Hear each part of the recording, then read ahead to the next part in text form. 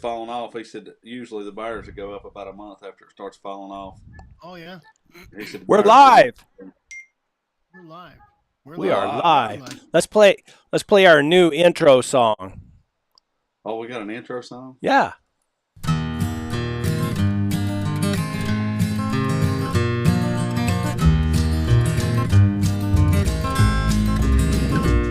Come ride with me. See? That's a good Time one. to saddle up, ride away.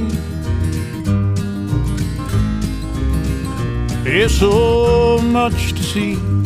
Don't worry, I know the trails, I know the way. I called a gentle horse, his eyes are big and brown. He's ready to carry you the whole world around. There you go. Little Dave Stammy. There it is. That's There some it good is. that's some good stuff right there. Who do we got? Who do we got in here? Do we got anybody here? Yeah, we got 11 guys in here. Okay, I see 11. We got in the center is Uncle Papa Johnny,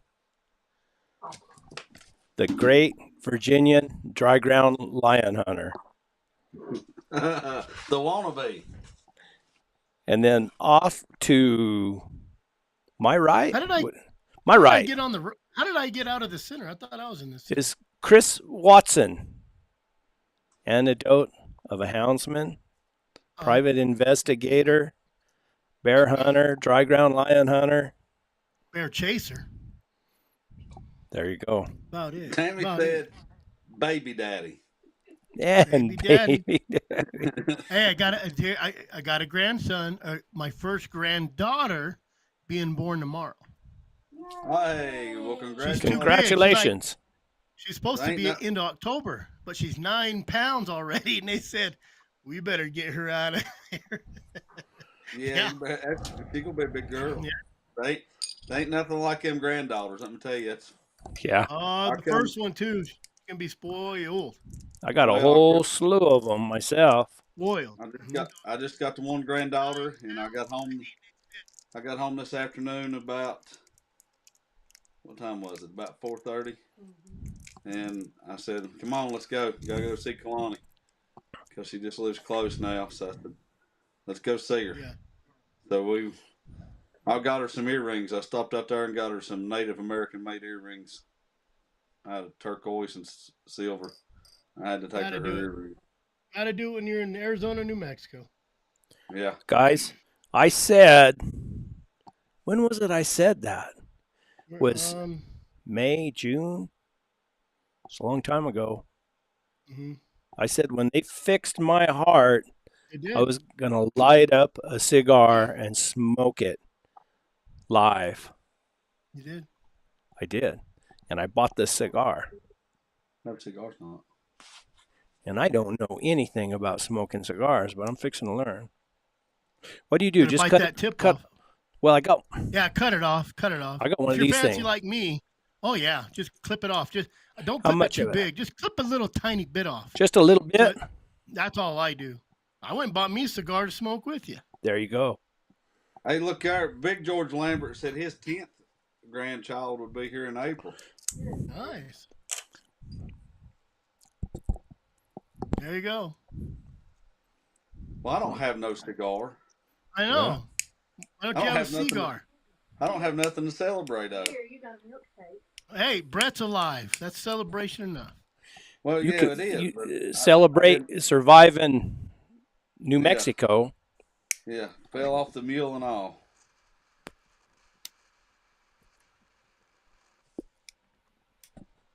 Tammy said smoke You was were bad fancy. for you. Just if you inhale. You won't inhale. Well, but I read an article one time, a little old article about smoking, and it was about cigar smoke and pipe smoke. It said people that smoked cigars or pipes lived longer than non-smokers because it was more relaxed. It was more There relaxing. you go. Therapeutic. Yeah. What is it? like Aromatic, therapeutic, aromatic, or aromism, Yeah, whatever it is. because really you don't inhale with those things. You just kind of Hey, puff on. that's pretty good. I kind of like that.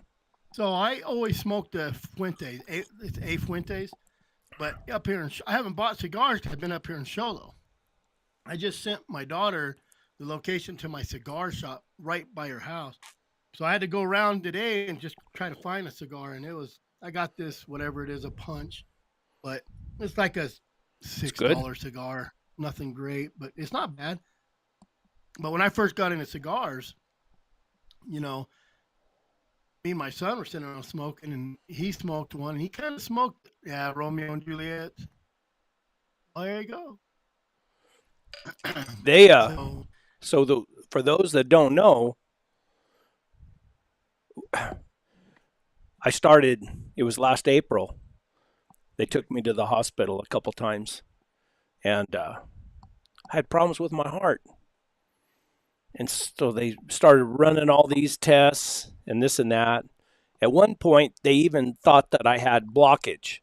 And they went in my heart, looked around, no blockage. So all I had was electrical problems. I had what they called PVCs. And this last Friday, just 3 days ago, they went in my groin. That's fun.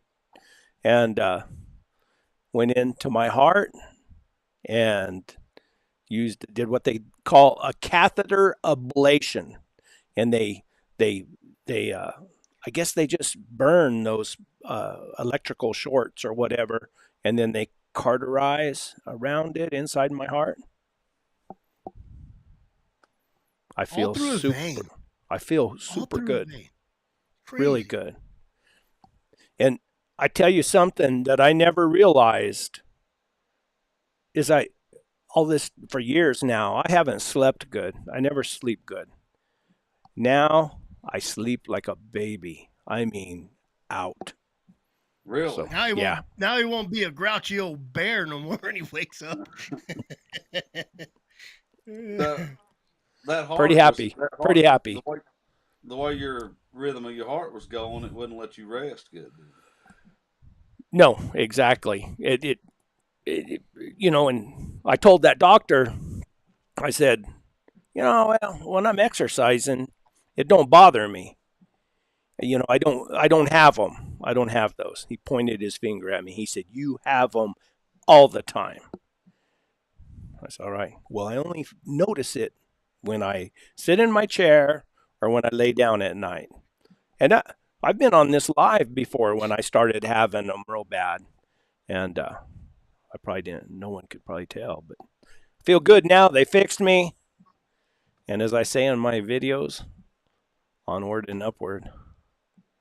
So I got lots of things I want to do. Lots of places to go.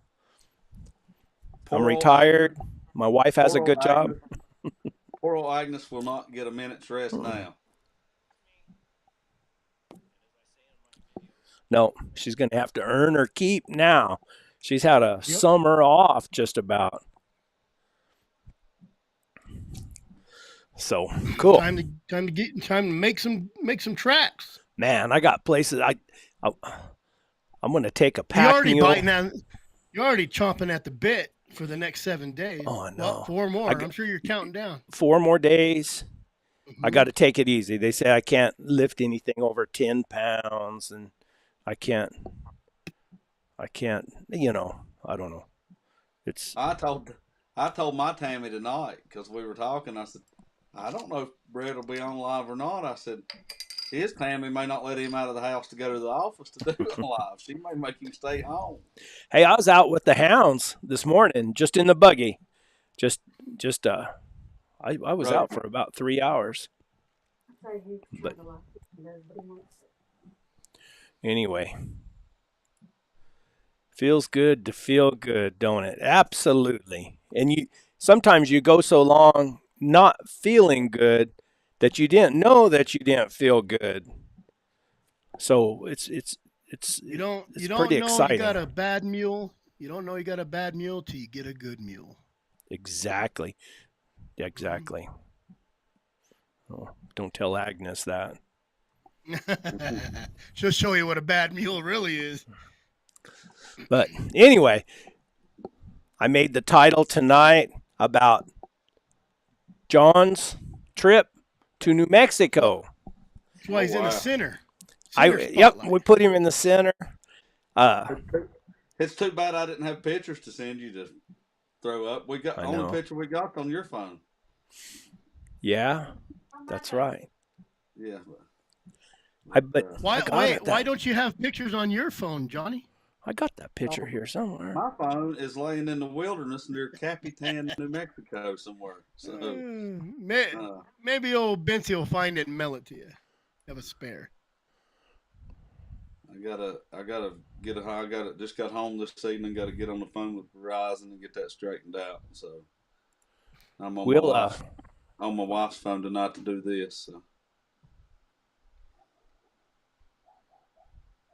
Let me see if I can do this. Do. Why don't you start us off? Why don't you start us off with your first day trip getting over here? He's looking at. Well, I actually start to finish. From leaving the house,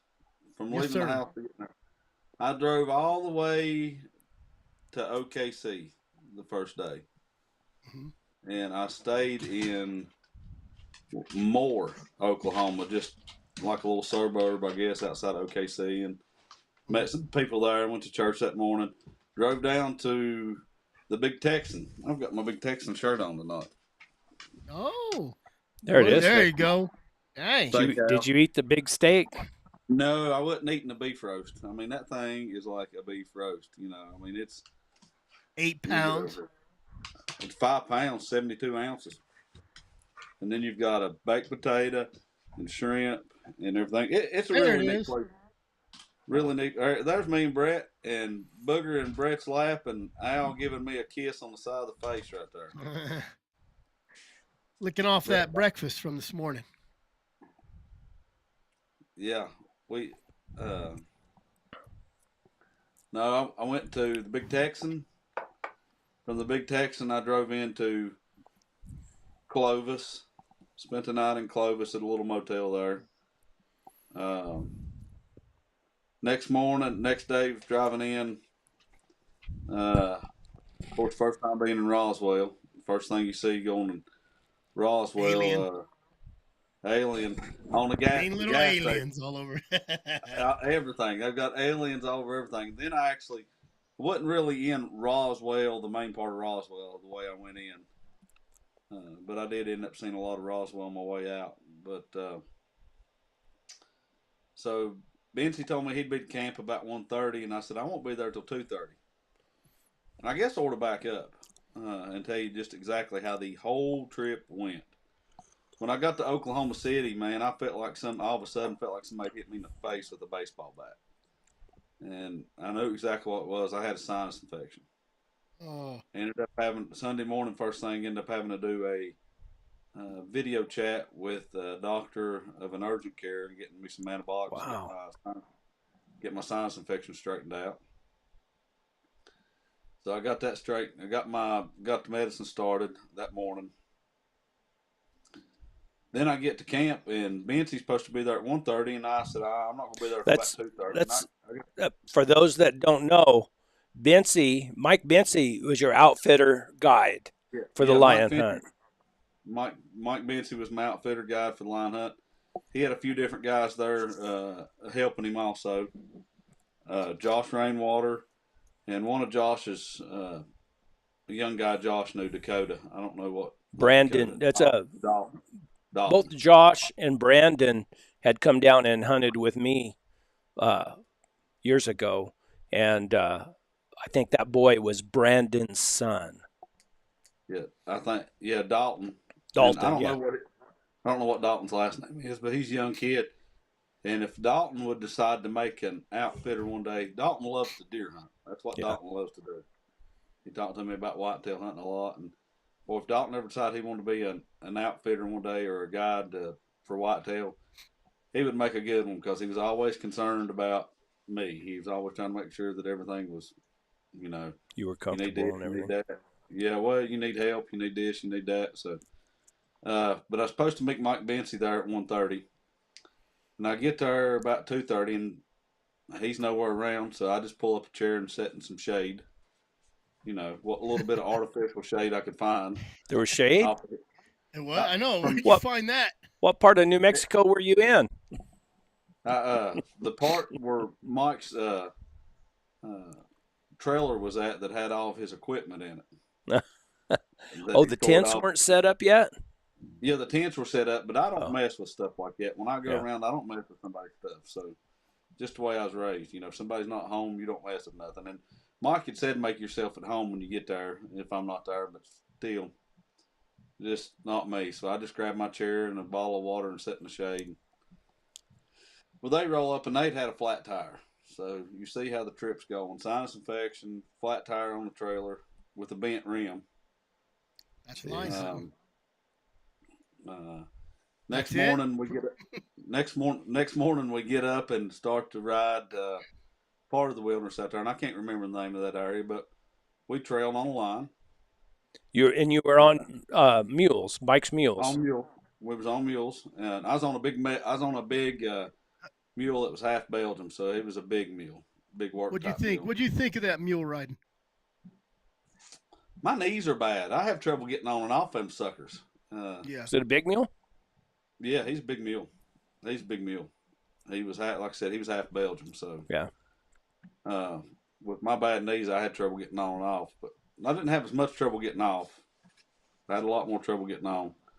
But we done the dry ground. We rode and we struck a track, and it was so hot, like it would get 80 degrees before 12 o'clock. So we were riding, and the dogs struck a cold track, and they worked and they worked. And they'd come up with a loss, and then they'd work some more. They'd find it and work on a loss. And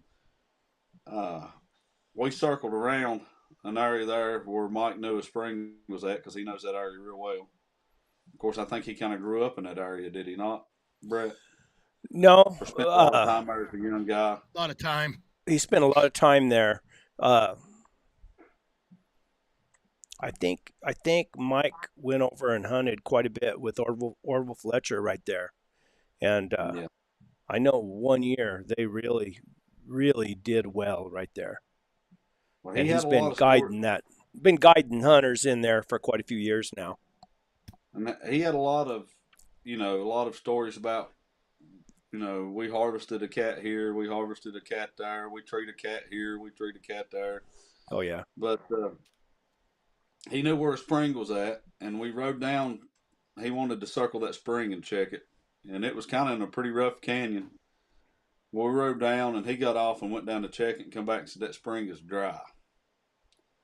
And he said, I've never seen it dry before. That's a lot of places this year, not just there. Well, I'm talking about how hot and dry it is out there. So we get back on the mules and start to work back towards the top of the rim. And all of a sudden the dogs cross the track and they start working it, and they work it pretty good till we get to some pretty thick yellow grass places. And then they would have trouble with that yellow grass. Yeah. And then we'd get out of it a little bit, and they'd pick back up on it and work on it. And he kind of felt like he knew where it was going, but we just there was a tank up there that I guess the DNR had put up there, a metal tank. Oh, DNR tank? Yeah, for the wildlife. Huh. There's a metal tank, had a concrete pad out there for the water. Yeah, drinker, catcher. yeah. Yeah, a drinker out there. So game water. Yeah, and it was dry. It was dry. So he just knew for sure that that's probably where that cat was heading. But like I said, we got over and it was dry. And so we ride on some more, and the dogs pick it up off and on. Well, we get up on top of that rim, and man, we're looking off that mountain over that beautiful high desert area. I thought I got to have a picture of that. So I pull my phone out, take a picture of it, and put it back in my sweatshirt pocket. And that was the last time I seen my phone. So I've not seen my phone since then. Was it a hoodie with the pouch on it in the front? Yeah, with that pouch on the front. Oh, Johnny. I didn't have nowhere else to put it. I didn't have Rookie. anywhere else to put it. So Yeah. I guess I needed some kind of pack like you are, Chris. With the zipper Oh, the on the chest front. pack. Oh, Yeah. those are so handy. Oh, I thought you wore Hey, a fanny pack. a fanny pack would it, have been nice. hey, We been could better than losing a phone. Yeah. pull it up on the chest there. I got a buddy Or that wears a sad. fanny pack. I got a buddy that wears a fanny pack for turkey hunting instead of wearing a vest. It works out pretty good. So, Hey, Well, whatever just works. um, so we ride on off there. That's the end of day one. Of course, it's hot, it's dry, it's already 12 o'clock and 80 degrees almost there in the wilderness. We ride down and check a dirt tank, and I told Brett that's the first time in my life I've ever heard the term dirt tank. What do you For call them those of back you, there? ponds. It's a pond. Oh, pond. it's a dirt tank. A It's dirt a tank. man-made. It's a man-made pond. It's a dirt tank. What's the difference? There's dirt. A pond. Did is a it have pond. water It has in it? trees around it, and ponds have water in it. Dirt Well, tanks? this Maybe, maybe not. Yeah. that dirt tank had water in it. Well, Hey, It had. a we just dirt call tank's them either- dirt tanks. Yeah, a dirt tank's either overflowing or dry. It had a good amount of water in it. Yep. And we rode on down and checked another dirt tank, and it was dirt. It was dry, and it had been dry for quite some time. Now That's you know why they that's call it a dirt tank. So And from one to the other, how far are those apart? it didn't seem like it was that far to me at all. Maybe And some of those dirt I'm tanks going. will hold that water all year, and some will they'll be full, and you'll go back 2 weeks later, gone. Gone. Well, Okay. I'm going to say a mile, probably a mile, maybe not even that much, but it was all. It wasn't a drastic drop in elevation, but it was a slow drop in elevation coming out of there down the road because we were in the Y'all coming down a little 2-track road? a little 2-track dirt road You on the mule still? on the mule still. Yeah, we're going down to the truck and trailer because it was we drove just like a lot of places y'all go, that both of you go. You drive as far as you can and then you park because the road is so rough, rocky and rough. So we drove down to there, or we rode back down to there, put the mules up, went to camp, had a good evening in camp, discussed about what we needed to do the next morning. Made plans. I think that we ended up dragging some roads that night. Let's back up a little bit. What did you think about this whole new terrain when you first came into it? Whole What do new you what? It's all different than the whole. How do you feel about that terrain, the whole scenery when you first? Because it's all different than back east. Oh yeah, I thought it was beautiful, but probably my first thought But being a farmer, here in the east and raising cattle was, how the flip does anybody raise cattle out here? Because it's oh nothing. man, It's a lot of They do. land. there's a lot of That's land. what they said. That's what they said. A few cattle with a lot of land, where y'all have a little bit of land with a lot of cattle. We have a few cattle on a lot of land, and it blew my mind because you're just looking out and there's nothing but that dry yellow grass and some bushes and some prickly pear cactuses. And I You don't know keep what saying those yellow grass, but that's just grass here. Yeah, that's Right. lush. That's Well, that's what yeah. You y'all- keep that's saying what y'all yellow call- grass. That's what y'all call it, though. What, yellow grass, though? So Hey, Grandma, if there's grass. It's gra- grass. Yeah. Grammar grass. Grammar grass. I asked somebody, does this grass ever get green? And they said, nope. I said, But it's pretty nutritious. I Is it tell really? you what, Yeah. you come well, it'd have to be. after It'd a have good to be. rain. Well, in the spring, when you come in a good rain, that place is lit up green. Well, I've You- seen low when it spots. first I've starts seen growing. low spots where it looked like maybe water had set for a little while at some point, and those places would be a little more green. I don't know what those other cactuses are called. They were about that big around. They're about that big around. A lot of them small, spindly type Choya? cactuses. Talking about choya? There's a different kind of choya. Is green had a green or a yellow stem? Like a green, Like green. and it kind of just That's like a choya. little tree. Yeah, Yeah, kind of like. Yeah. yeah. It's not the dirty choya. That's just a whatever they call it. There's a couple different forms of choya. There, all I seen was those two type cactuses. Was the prickly pears and those there, and it may have been choya. So And lots of rocks. lots of loose rock, anywhere from what we would call gravel size to size of a tractor trailer tire or bigger. You know, I mean, and everywhere. I mean, nonstop. And elevation. You know, That look says it all right there. You know, and without you there, Johnny, Mike would have rode probably right up through that stuff. Oh, we rode through that. We rode through it anyway. You think he carried the dogs back behind him? We rode Keep through up. that stuff.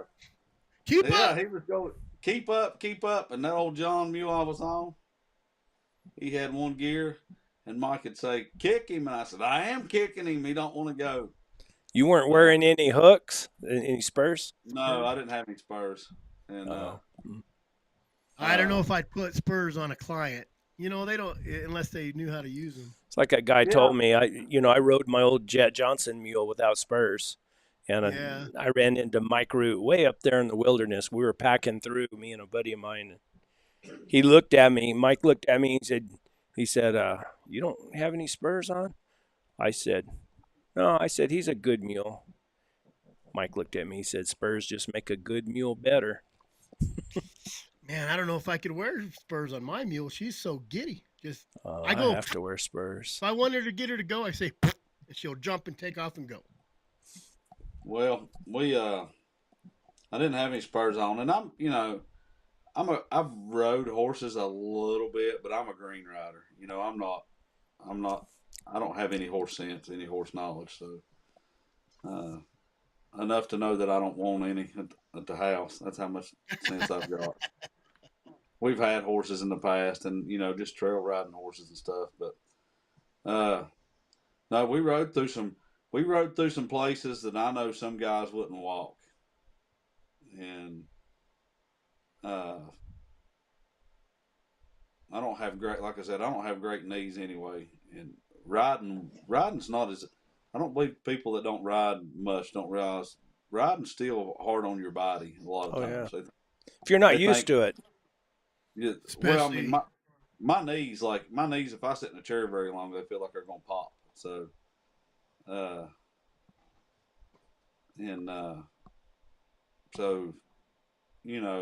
it was rough terrain, riding them mules straight up and down some stuff. That old John mule, he didn't mind to go downhill, but if you went downhill where there was nothing but loose rock laying, he would lock up tighter than Dick's hat band. And I got off a couple times and let him downhill just to get because he wouldn't go? Yeah, he wouldn't go. You take the end of the reins and warp him across the hind end? Yeah, I tried to a little bit, and he still. Well, even Jed, I don't know. Jed lives somewhere close to you, Brett, and he knows who you are, but he's a friend of Mike's that come out and help. He told Mike once, he said that mule just wasn't going. He was behind me, and he said he told Mike that mule just was not going to go right there. He did not want to go down that slope with that loose rock on it. He just didn't want to go. But I got off and let him. He was fine, but I let him, and it wasn't like it was a long way. It was 4 foot down and get down to the bottom, just down into a little on the canyon there at the end of it, sliding off into old dried up place. Was it older mule? Yeah, I think he was an older mule. Yeah, but I don't know. Safe. You don't want to. I mean, he was safe. You don't want a client on a crazy mule anyway. So it's probably a good mule for a greenhorn, for sure. He was a pretty good mule. He only took off on me once, and I was trying to get him to go on, trying to get him to keep up with Mike once. And this was on Saturday. And I just like, John, go on. And I give him a little kick with the heel of my feet, and he took off. I mean, and when he took off, he was out of the barrel. Wham! You stayed on. No, I didn't. Because saddle come loose. Oh, You fell off? uh-oh. Saddle come loose and I fell off on my hip. I had that knife on my Oh. hip and I landed right on that knife. The saddle roll? Yeah, saddle rolled on me. Mike said, "What was you doing leaning over so far?" I said, "I wasn't leaning over. The saddle went. I couldn't stop it." Mike didn't tell you the time he was riding with me and the saddle rolled on the. He was riding one of my mules. This was Oh, is that back. when He was a kid. That's when he And first started riding. yeah, that probably one of the first times he'd ever rode. And we were running a bear up a canyon, and up there when I lived in the mountains, and I heard boom, boom, boom. I looked back, and Mike was laying on the ground. I said, "Get back on that mule. Let's go." Of course, it didn't. Mike. It didn't slow him down. Yeah, Mike's tough guy. I told Oh him. yeah. I told Well, him. he I said, does. y'all are men. I said, all y'all guys out here are men. And I told my wife on the phone with Mike sitting right there. I said, "Your husband's a wuss. Your husband is a wuss. He's not like these men." Benny wants me to share a good mule story. I was gonna Well, say I tell- didn't hear this caller story. I want to hear this caller story.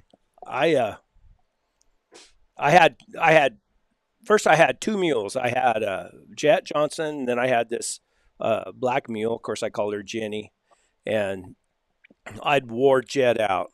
I mean, he was toasted. So the next, and usually I packed Jenny, but you could ride her too. She rode around pretty decent, and I took her out. And I think I was on my second day on her, and I was coming back to my camp, and I lived up there in a camper trailer, totally off grid, no cell phone service, no nothing.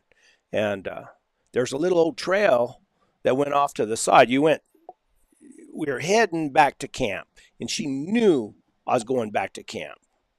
But there was a trail that cut off to the side, and a Tom Lion had been going through there every now and then, scraping up through there. And I wanted to go check, and it was in the evening, and she was tired. And I turned her to go up that trail. She said no. And I kicked, and I spurred, and I kicked, and she wouldn't go. And of course, I got angry, and I went over there and I broke a big old branch off a tree.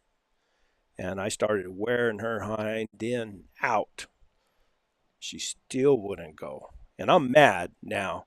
And I got 8 hound dogs with me. And they knew I was mad. And they're all just kind of sitting around in a half circle looking at me with shock collars on them. And I thought, oh, okay. And I got off. I pulled the shock collar off. And I weaved it underneath that breechin'. And I was always taught, if you're going to whip something, if you're going to whip a mule or a horse or whatever, be on it. You can't, make any headway standing on the ground and whipping on one to get them to go somewhere. You got to be on them. Anyway, but I didn't. I thought, no, this is different. This is electricity. I shouldn't be on her. So, it's the old Tritronics where you had the yellow, red, and blue button. Then you had the knob on top where you could dial up the intensity, and I put it underneath that breechin', and she wouldn't even lead up that trail. So I tried to lead her up that trail, and she just walked like that. So I put it on number 1, boom, gave her a little shock, and her tail just twitched. You know how a mule twitches its tail? And she just twitched her tail like that, and I asked her to go again. She wouldn't go, and I put it on 2, gave her a little shock, asked her to go, gave her a little shock. She just twitched her tail some more. Man, then I just cranked that sucker all the way up. I put it on the highest intensity, and I asked her to go, and I hit that button. And let me tell you what, guys, we went. She drug me up the side of that mountain. If I would have lost, if I went to had the lead rope, I always run a lead rope, and I had a lead rope on. If I went to had that, I might have lost her. We might have lost her for good. But yeah. How'd she act after that? Yeah.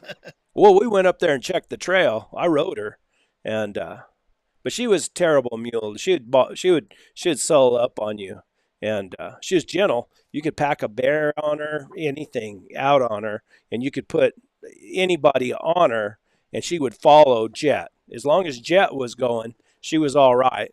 But if she was by herself, she was miserable to ride. She was no fun. Better pack mule than a ride mule.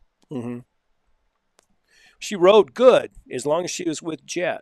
My grandson started riding her when he was just a little bitty guy, and Mike rode her. Lots of guys rode her, when they came and hunted with me, and she was good. And she was good in the rocks, good getting around, as long as she was following Jet. But if she was by herself, she would just wear you out.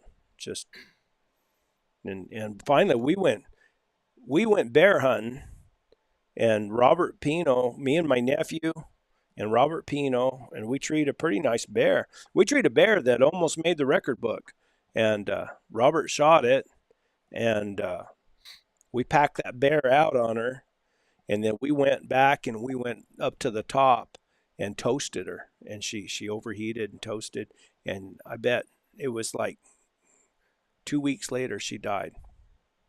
She's older mule. Yeah, she was older than I thought. Yeah. And I don't know. She was all right. She'd just make you mad when she'd sell up.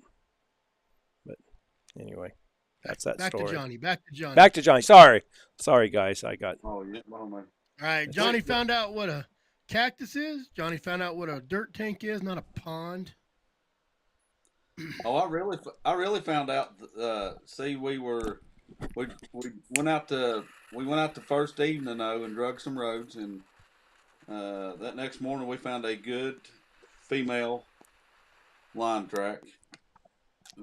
Pretty good track. What they believe to be female though, but dogs still couldn't completely work it out just because it would get hot so quick.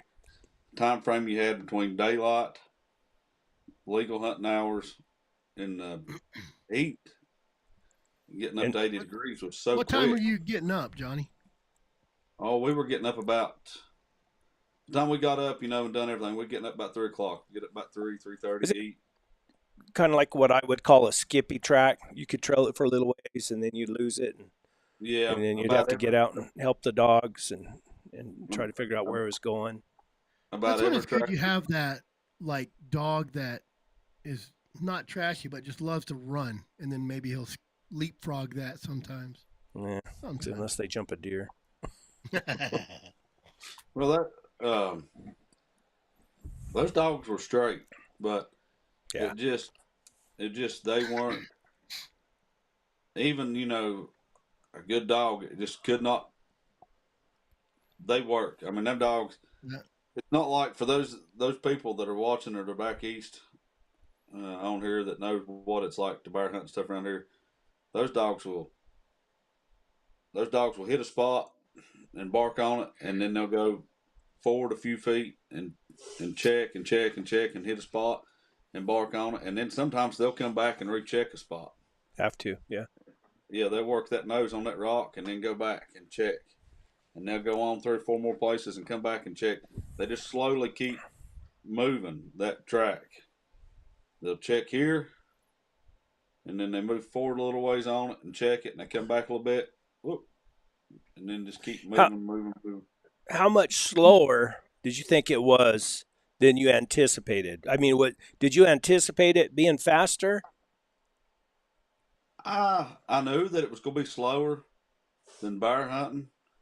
But yeah, I probably anticipated it being a little bit faster. You're a little off center there. Am I getting off center? I'm trying to stay. He's leaning over. You're listing to the left. Well, I've got a dog sitting here that keeps moving me a little bit. She's sitting here. She ain't. So is this your first day? Well, this is the second day because we went out the first day and drug track. And you cooked steaks that first night, didn't you? Yeah, I cooked steaks for Mike and them for having me there. So you weren't wore out the first night, really, yet?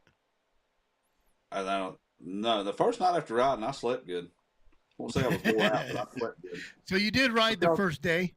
Rode the first day. The second day we used buggy. Third day we used buggy. That was the day that Brett come and visited with us and hung out with us. And we trailed that day, didn't we, Brett? We trailed, but it was just, I mean, it was so stinking hot.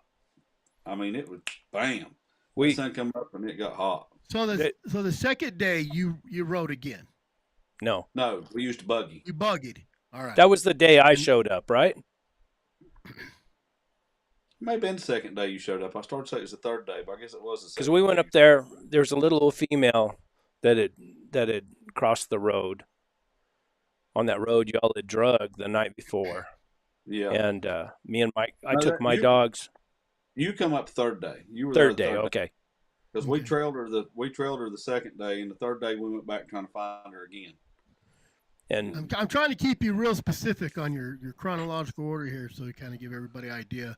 And we went, and I was in my buggy. I didn't take a mule, and me and Mike split up, and me and John went up on a little ridge there and walked, and Mike went down and walked.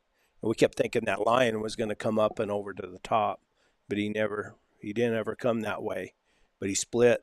Mike said he went 90, and then another 90, and went back up. Yeah. But by then it was too hot to do anything. Yeah, the heat killed you.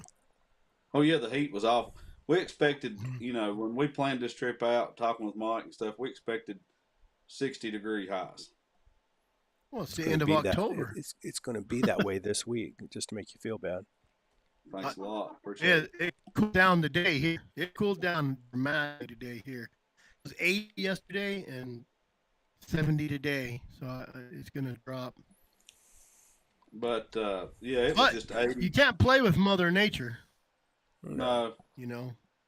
But we so we done that, and of course Brett had someone at home that was thoroughly invested in the fact that he would fool around and not make it home in time for his procedure if he stayed with us any longer. So you don't know how bad I wanted to stay that night. Oh, I'm sure. And Brett hadn't been gone long at all, and it's afternoon. We go back and start dragging roads, and we get a call from rancher that works on the ranch there that we were staying on. And of course, Mike calls me right away. Hey, I just got a phone call of a lion running across the road. Mike said, you left too early. I heard Mike telling me. Yeah, Mike said, you left too early. The rancher said that was the first cat that he had seen that wasn't in a trap, that was alive. Mm-hmm. Said he'd been living there 35 years just outside of Capitan, and it was the first one he'd seen that wasn't in a trap. He said it jumped the fence and cleared 2-lane road, and then tried to hop the fence again because he was coming. Tried to hop that other fence real quick and caught his back feet on the fence and pulled a little tuft of hair out. We got to see some hair in the fence stuff there. We put on that line right away. And the dogs left out. Is this the third day? Third day. This is the afternoon. And in the afternoon. And them dogs set sail. I mean, they did. Even Mike's, when we put on that line, I was telling about putting on that line, Brett, that afternoon. When we put on that line, those dogs set sail out of there. Those running dogs even actually crossed the track first, and they were on it. I mean, that's what Mike said, yeah. Bow, bow, bow. I mean, because it hadn't been no time, because we were just right down the road getting ready to start dragging roads and stuff for the night. And those dogs left out of there. They treed the cat. But getting in there, and we were trying to take our time, trying to be quiet, getting in there. The area he treed in, there was not really any good trees in that area. So we believe that he treed low, probably in one of the Jupiter cedars or something, and the dogs were getting to him, and he left out of there.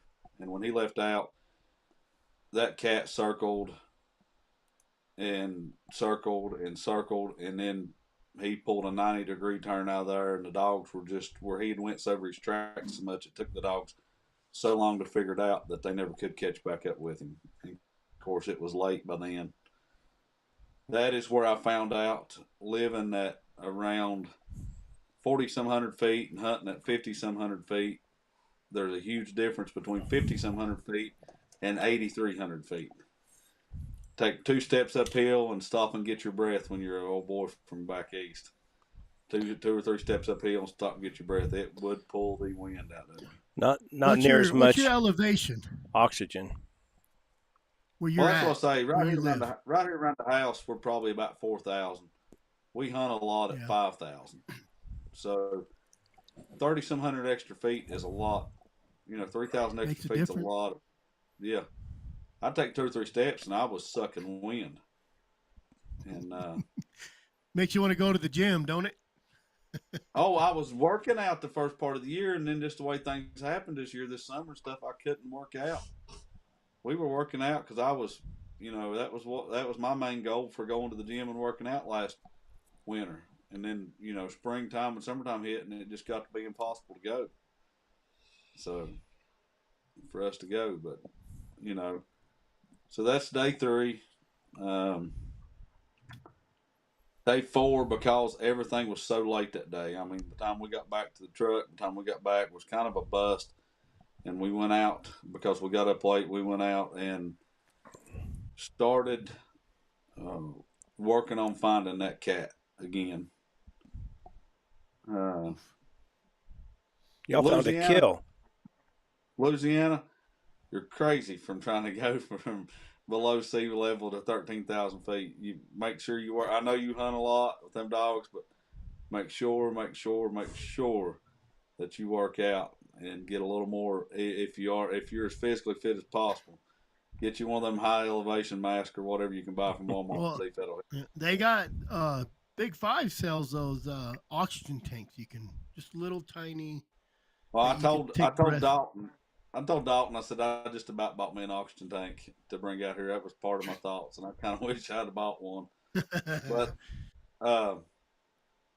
let's see. Day 4, we found that Tom with the female. But on day 5, plans kind of changed. And we were going to another area to check, and we rode in. And we rode down this canyon. Mike said we rode in, and the way we had to ride in because Mike had a flat on his truck that morning. We're riding along, and it's super early because we're trying to get somewhere early and get everything ready to go. Try to get every minute of hunting that we can in that day before the heat gets there. And we're driving along, and all of a sudden Mike looks at me and says, "Have I got a flat tire?" And he reaches over and turns his radio down. It sounds like it.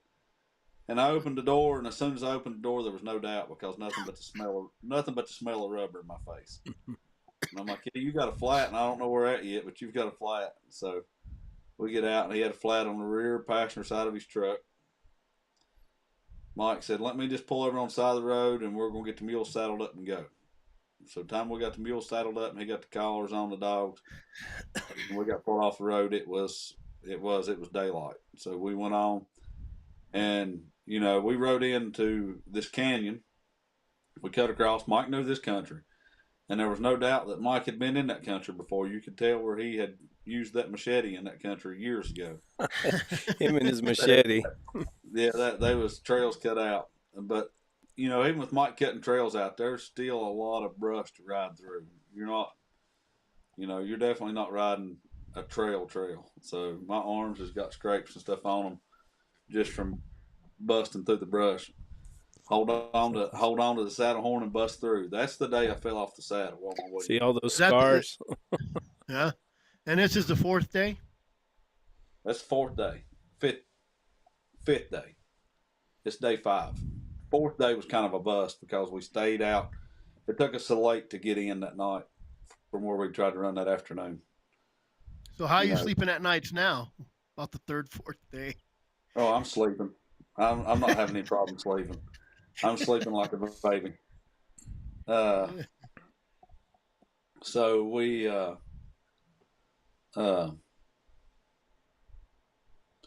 ride down that canyon. We get into that canyon and ride down that canyon.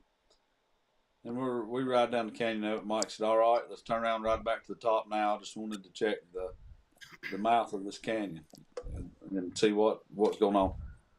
We no more turn back through and ride up, and his dogs, these dogs are going. They're not following the mules. And they open up all of a sudden, and it sounds like they jumped a cat. I mean, it was every dog in the pack screaming wide open. So, this sounds good.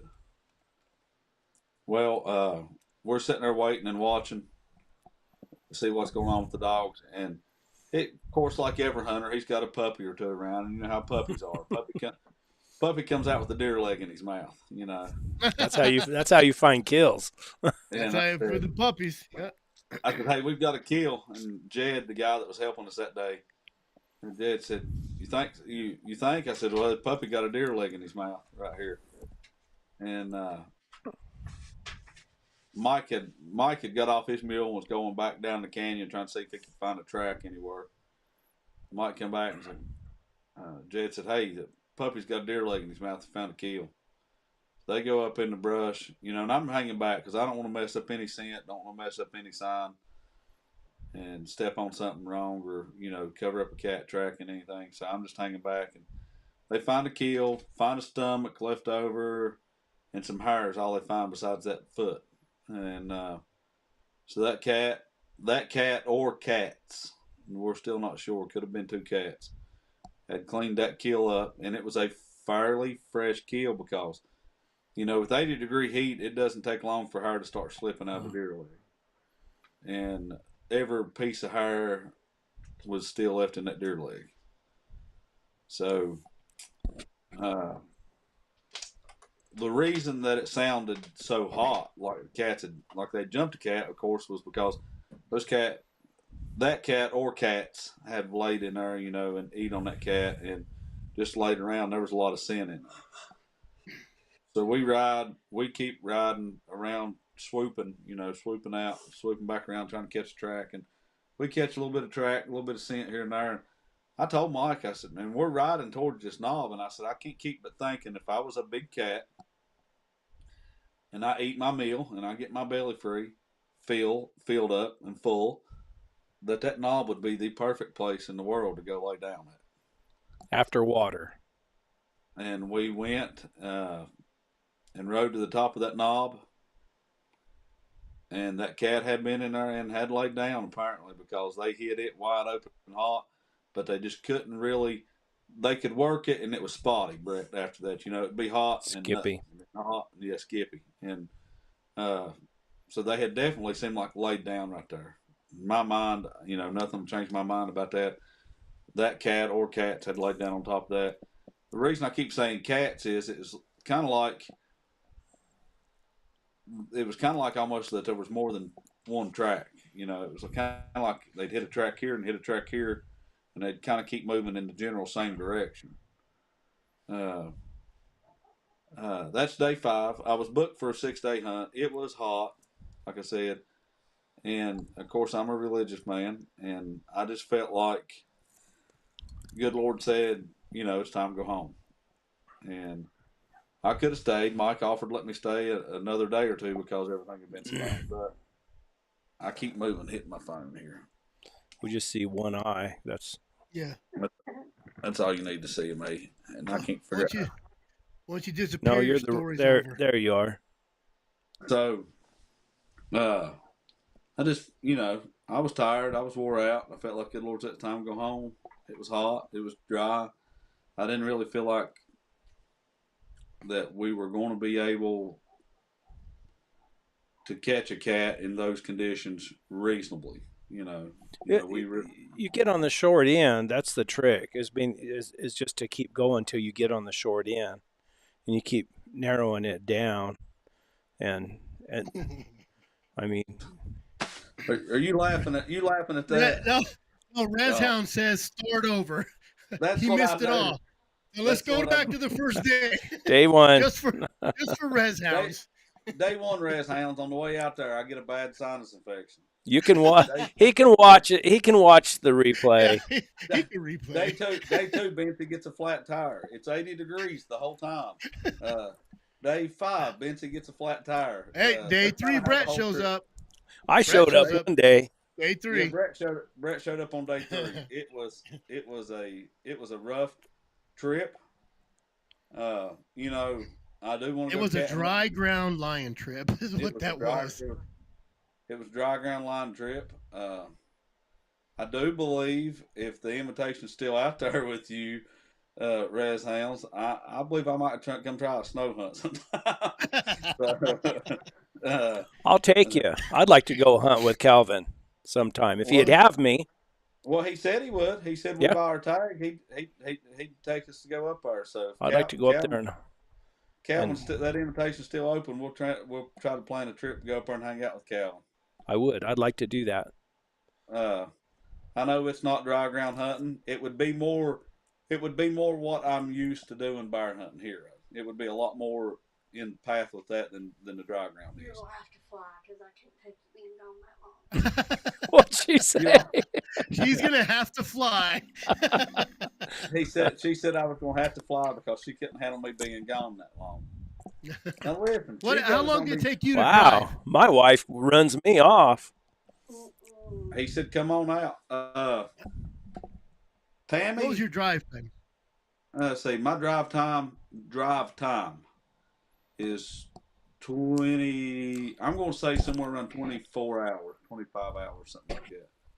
You know, and that's what the GPS. How do I get Calvin the link? You got to get. You have his number? I do. Yeah, I got it somewhere. Let me see if I can find it. You'll just have to transfer it over. Or email. That is. Oh, there it is. Shoot. That is drive time. That's not, stopping to get something to eat. That's not stopping to use the restroom. Louisiana, that's your drive time too, Louisiana. So it's a long drive. It's a beautiful drive. See, a lot of things I've never seen before. Yeah. When did you leave? I left on, when did I leave, Tammy? You left about 30 a.m. Saturday morning. Yeah, actually, you know the time exactly.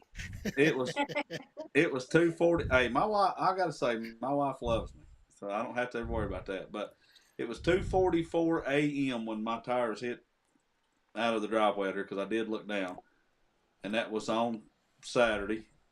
And I drove all the way to OKC. And of course, like I said, I went to church with some great people in Moore, Oklahoma, at Regency Park Baptist Church. Hey, great group of people at that church. There he is. Awesome. Calvin's driving. Hey, what's going on, guys? Just they're making fun of this Eastern tenderfoot for being out there out west and trying to hunt. So you got wore out, huh? It's some rough understatement. ground y'all got out there, man. Rough ground. It is. I'm not gonna lie. I spent about 4 hours on a mule, and that's it. I'm about to call it quits for the next week. I honestly, just that day that I went with you, John, and we drove that buggy all the way up to that spring. Yeah. I was more tired and more sore from that than I would have been if I'd have rode a mule. I will say this: the riding that buggy, it hurt my hips more than riding a mule. It did. It hurt my hips. I think we lost Calvin. You're acclimated. You're acclimated to a mule, though. So a lot of people I get on a mule. Yeah, I get on a mule. They'll tell you, I didn't even know I had a muscle there. I didn't even know that muscle sore. So, but I'll be honest with you, the roads were so rough, Chris, that honestly, that riding that buggy of Josh's made me really more sore than riding a mule. Now that spring that me and Brett rode up to, Brett will have to tell you that was a beautiful area. Yeah, that was nice. I'm surprised we didn't see any bear sign right there. Now, there were some guys coming out when we went in that had caught and killed a big bear, they said.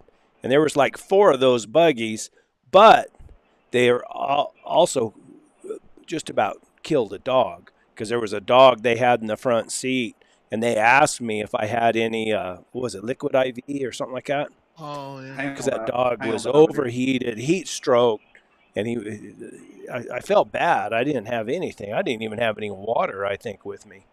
But Yeah, that dog, I felt bad for that guy. You know, they recognized Brett. Brett waved and smiled, and I knew them guys would recognize Brett, but they just kept going to start with. Then they stopped and hollered, and they said, "Hey, we recognized you, and have you got a hound IV?" And I felt bad for him too. I mean, my heart kind of sunk for him, because that guy, you could tell that he was upset. it wasn't just a dog to him. That was one of Well, his. The one that's going to heat stroke and die is going to be the best Yes. dog. He's going to be the dog that's doing all the Always is. work. Always Yeah, is yeah. too. And like I said, that's how hot it was there. I mean, it was hot.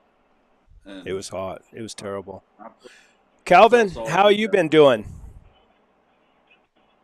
Been great. Just been out trailing. We trailed one today. We trailed to a kill, and the first one was a deer kill. It was pretty much all gone. And then the second one was to a sheep kill, like a domestic sheep. And that one was pretty much almost already all torn apart too by coyotes. Dogs passed that and kept on trailing for about another mile or two, and they came across a dirt road where the cat. There was 2 of them. It was a mother with kittens, 1 kitten, and they got onto a really popular dirt road, and they walked that dirt road, and it was maybe yesterday or the day before, and there was so much traffic on that dirt Hey, road Joey. that it just stomped out all the scent. So that was the end of our trailing. Yeah, I'm live. What I'll call you what's back. the No problem. what's the temperature where you're at, Cal? Right now, Well, like right what's the now high it's for the 63 day? in the morning. The high for today was like 68, 69. Are you going to get some It snow doesn't this get that week? hot here. Not this week. It's more Colorado, Durango area is where it was called for snow at.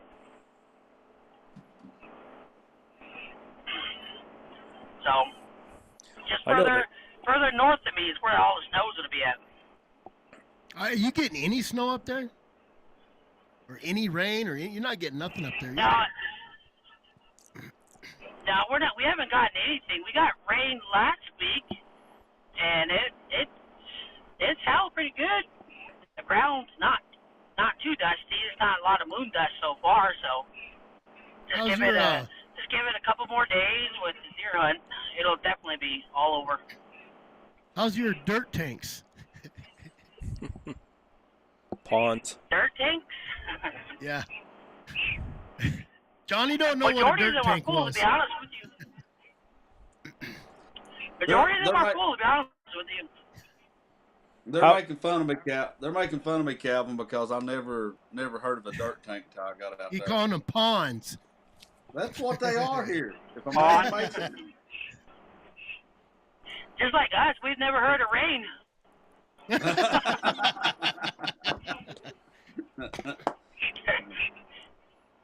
What day? It rained here. How- It rained here what What? day? Here, Yeah. day before yesterday. So it rained here Right? Saturday. Saturday. It rained here Saturday. So And that's why you have ponds and Yeah, we have dirt see? tanks. Yeah. What's this grass that you speak of, you know? Yeah, I've heard of it, but I've never seen it. Yeah. How was your bear season? Oh, bear season was great. I mean, I only ran into one other hound hunter, Oh, wow. and that was it. I never ran into anybody else the entire 3 months of bear season. So I guess that's good. yeah, the only thing is I lost 2 dogs this bear season. One to a bear, and the other one to a mountain lion, a depredation mountain lion. Tell us that story. the only thing that the depredation mountain lion. Yeah. Both of them. So the bear hunt was just a normal day. Take the dogs out, exercise, see if we can trail up anything. And dogs started trailing and went down into the steep canyon, and they were stuck down there. They came up tree. I got to the tree, counted the dogs. I was like, oh, I'm missing one. And I cheated, looked at the handheld, and sure enough, he was about 250 yards away, something like that. And he was came up as tree, but the bark indicator there was none. So I was like, maybe he's just stuck. Maybe his collar got stuck on a branch. I don't know. So I started walking that way and walked up on him, and his entire rib cage was crushed. Mm. He wasn't bit in the back of the head or anything? Bear hug. No, he just the entire rib cage was just collapsed. It was like there was nothing there. That was on like the a bear. deflated balloon. Yeah, that was on the bear. Yeah, okay. Yeah. How about the lion? Yeah, I've been there. Yeah, it sucked. He was one of the better up and coming dogs, obviously. Like we said, it's always the good dogs that happens to. Whoop. And that was all for Calvin. Hey guys, now is a good time since I don't do it. Since I don't monetize my videos. Uh-oh. Yeah. This is how I'm trying to pay for this stuff.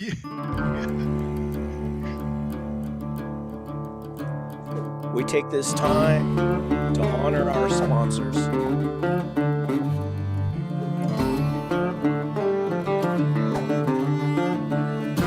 There you go. 20% off.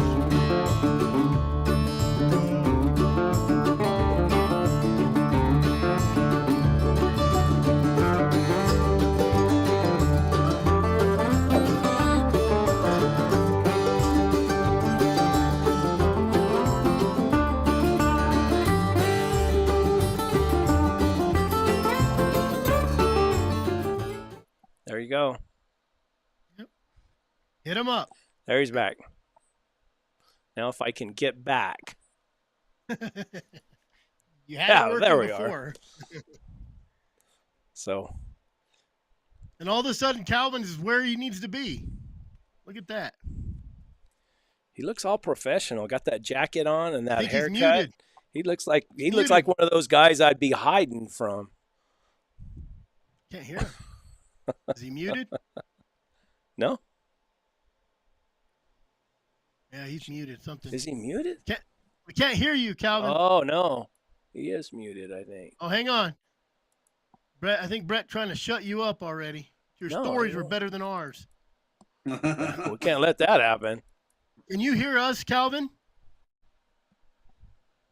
Oh, we can't hear you. Make sure you're not muted, too. Check It your... won't let me unmute him. Oh, he might be muted, no? No, it says he's muted here, but I can't. It won't let me. Won't let me unmute him. What happened there? It's Might have not to muted on kick his back side by accident, is it? No, Not it showing- says you muted the guest. Guest has muted himself. Oh, you're on You mute, did it. I think. You did it, Check Calvin. your phone. Make sure you're not on mute.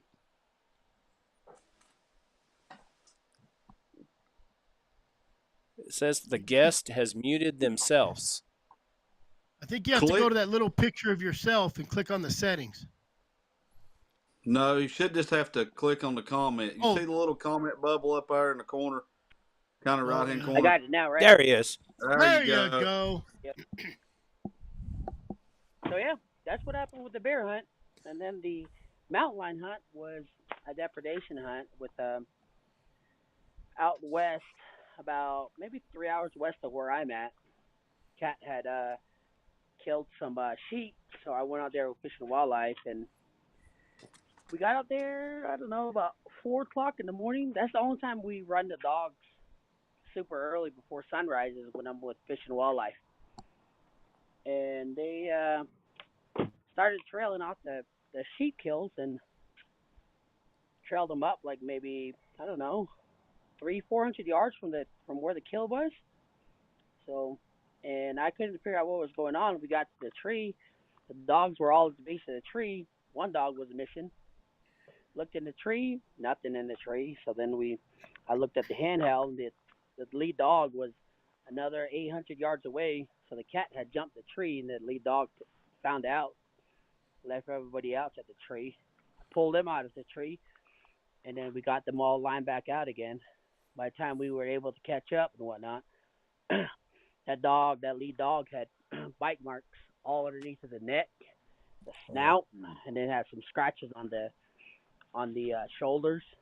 So grabbed hold of did him. my best to, I did my best to try to medicate the dog, but he just succumbed to all of his cuts and scrapes and scars, and it got infected really bad all of where, the cat clawed him up, because cats have dirty nails and whatnot. Mm-hmm. So, but yeah, that's how I lost 2 dogs this summer. One to a depredation lion call, and then the other to a bear. Well, I'll say this, Calvin. I got to see in person a brother to one of the pups that you're getting, and you ought to be getting a good-looking pup. That's for sure. So, because didn't you say he's getting one of your pups, Brett? Yeah, supposed to. I got one out there. I got a blue one out there that'll fit right in with his dogs. You won't be able to tell the difference. He's froze again, I think. Yeah. Hold on, I did something that I'm not supposed to. Can you see me now? Yeah, we can see you. Yeah, we can. All right. Yeah, there's a dog box. Ready to rock and roll. Hey, it looks good. Yeah. I mean, my wells aren't that pretty, but they work. The dogs don't complain, do they? Pretty is as pretty does. No, they.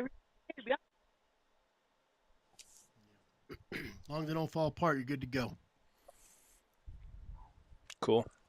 Yeah, other than that, that was it. Just trailing lions, teaching new dogs. It's good.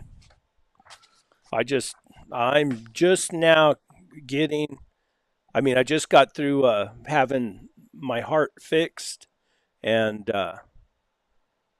this summer's been a bust for me. Of course, it usually is. It's so hot down here, but it's been extremely disappointing to me because right after I retired and I sold my business, I thought, man, I'm going to go everywhere and get to do everything. And then I started having health problems. But they fixed me. I'm good to go. So my plans, I'm going to go down. Benny Griffith was here earlier. I'm going to get to go down and hunt with Johnny Clump for a week down in southern Arizona. Might even get to go over and see Warner Glenn. And then my plans, I'd like to come up and hang out with you for a couple of days, Calvin.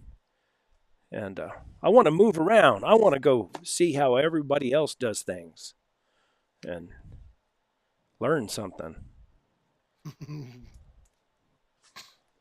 I think I'd be doing all the learning, to be honest with you. I can teach you how to ride a mule. That's about it. Follow dogs. Teach you how to follow dogs.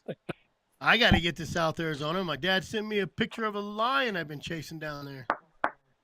So I got need to get down there. I got a little old Tom that's come through 3 different times, not 10 miles from the house, and I've trailed him around a little bit. I can't ever. It's kind of like what John was saying. I run out of coolness is what I call it. It gets hot and you just can't finish out a track. It's definitely staying warmer here a little bit longer this year. That's what Mike kept saying. It's dropping down to 40s at night and jumping to 80. And he said, you got a 40-degree gap there. He said, we need a 20-degree gap to keep that scent here. Yeah. I'm excited. I've met Johnny Clump or John Clump a few times, and that guy's.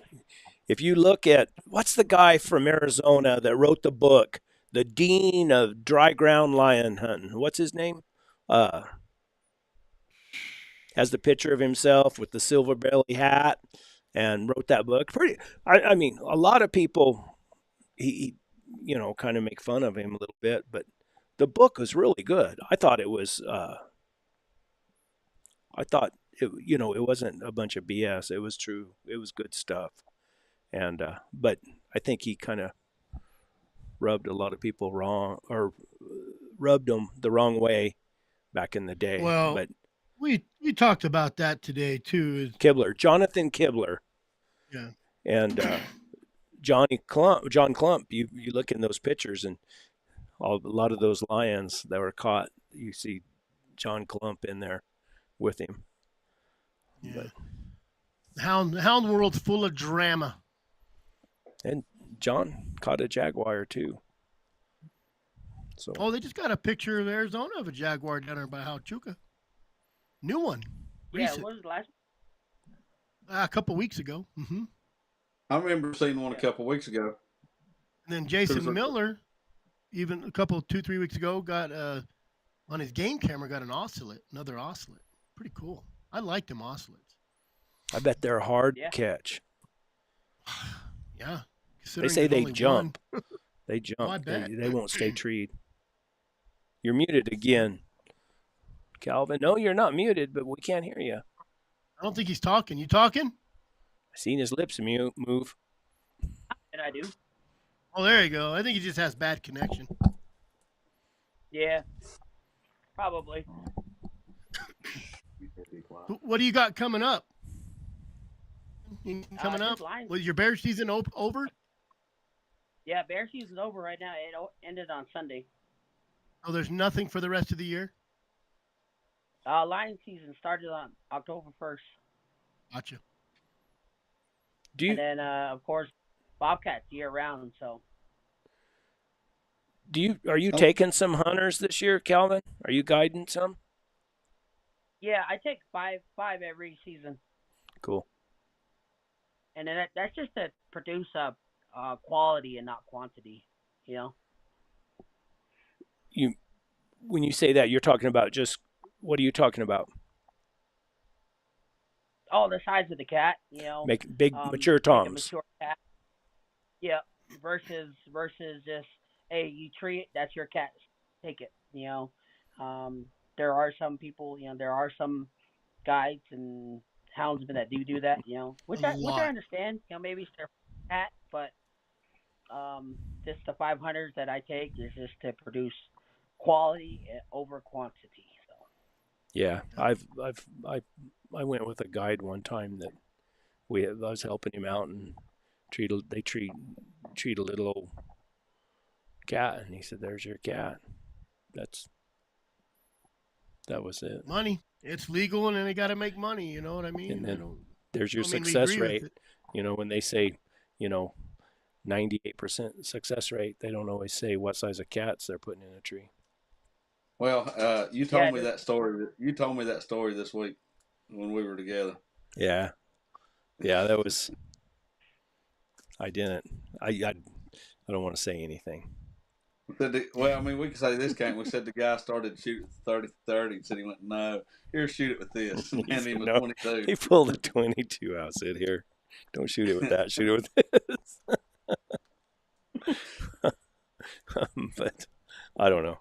It's. I mean,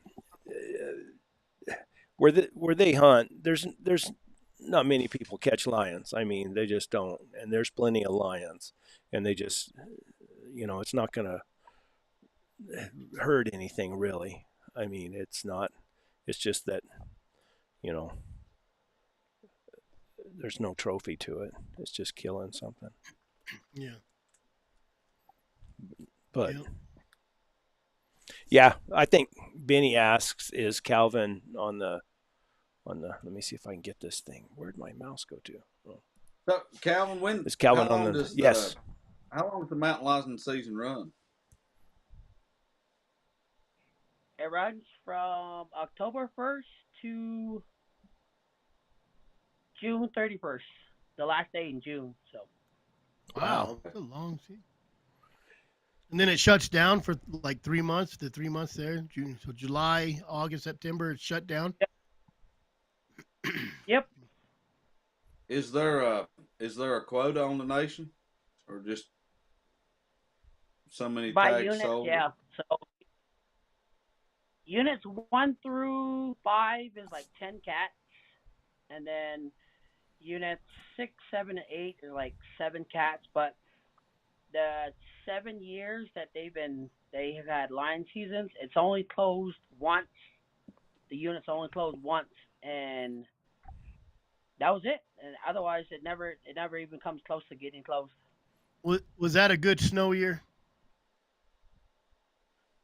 No, it was just a long snow year. Like it would throw down like maybe 1 to 2 inches of snow off and on, and then Good cheater that snows. helped out a lot. Yeah, Yeah. we don't close down unless you get a lot of snow. If there's no snow, those units will stay open a long time. Yeah. Good cheater snows. And I'm looking forward. When's the best time to hunt with you?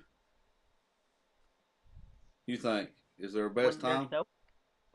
When there's snow? When there's snow. I mean, what does Chris say? Do you want a line or do you want to keep a line? Yeah. Johnny wants to hunt snow now. I want to hunt a snow line now. I You don't like that dust. I'm telling you what, Chris. I took a shower in Nashville this morning because I stopped just outside of Nashville, and I was still wiping dirt out from behind my ears in Nashville. Hey, you were washing your hair, and there was dirt coming out of that even. Hey, hair. I did exactly. I got a little That's bit. how much I dirt. got a little bit right there, Brett. I'm going to shave it off tomorrow. I've got a whole lot. It's tough. All right. Is Calvin taking off? Yeah, you got to go get in the store. Got to get Mama milk before he goes home. I tell you, and a lot of people don't realize how difficult that dry ground really is until you get out there. You know, when you're watching a video, even if you're watching a kill video and they kill a lion, you don't see the days and the days and the days. You know what I mean? You just see a couple little 10-minute rides, and then boom, you're on a lion. 30-minute video, 20-minute video of you killing a lion on the dry ground. And does it happen like that? Yeah, it has. It's happened. Oh my God. Like a hummingbird. You see this? That's a mosquito. Holy God. That's a little mosquito. We got big mosquitoes out here. That's a big mosquito. Yeah. Where it rains at, we got big mosquitoes. Yeah. We need to get Benny on here. Benny? Benny know how to use a phone or computer? Do you know how to use your phone, Benny? I'll send you a link.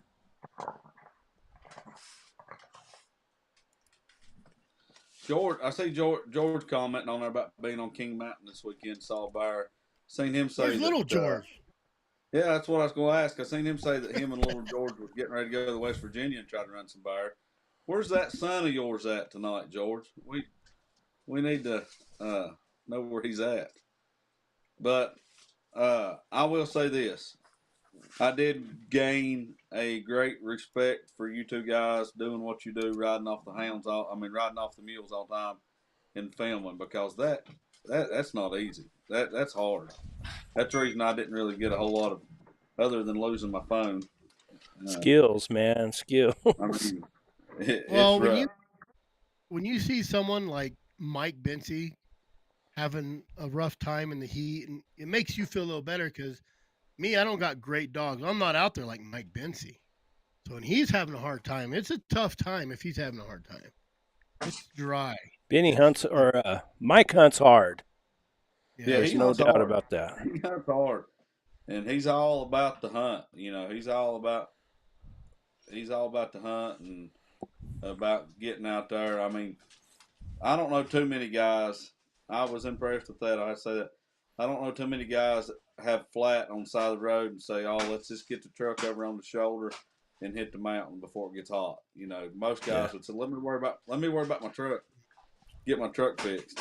Mike was like, "Saddle these mules up, get the collars on these dogs, and go." And we did. And we come back and worried about the tire later. You know, so I was impressed by that fact because a lot of people had said, "No, now I got to work on my truck." He didn't. Gotta get them. I got a kid down here that I've given him 3 dogs, and he reminds me of Mike. I mean, this kid, Mike used to be that way. He'd be out all night hunting raccoons, and then go somewhere the next day and be busy, hunting his dogs all the time. And this kid, he's always sending me messages, and I called him and talked to him the other day, and I said something about him hunting. I said, well, I asked him, I said, when do you sleep? He said, usually, between 1 and 3. He said, that's about all I need. What Ben Lilly say? You don't need no more than 4 hours of sleep. But I think we all were like that when we were young. I was the same way, man. Be out there 2 in the morning. Now, you guys don't make fun of Benny.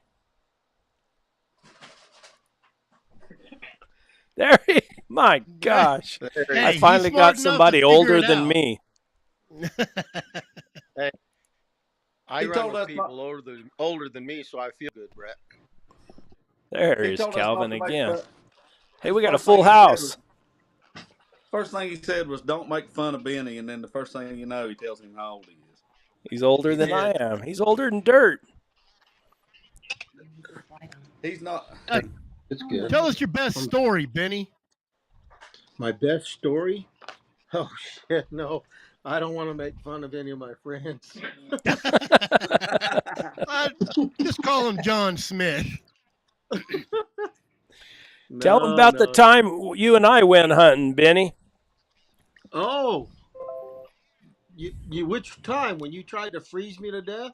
I've still got a scar inside my lungs from that. Maybe Brett might want to kick you off real quick now. We'd been hunting. We'd made a pretty big old circle, and we got back. We're probably, how many miles from camp were we? 218.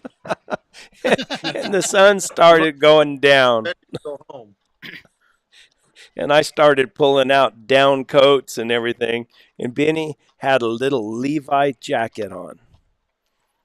And it got cold. That went up there by my camp in the wintertime. It got cold. I mean, it get really cold.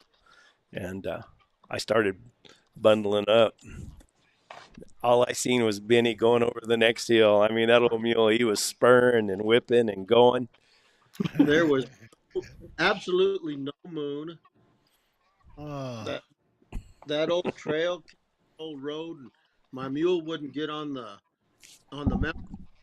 He wanted to be on the abyss side, and every now and then I could hear her kick a rock off and I'd steer her back over to where I thought was the middle of the road, and then she'd get back over there and kick rocks off in the canyon. And of course, I probably was about 98 frozen when we got to the pickup.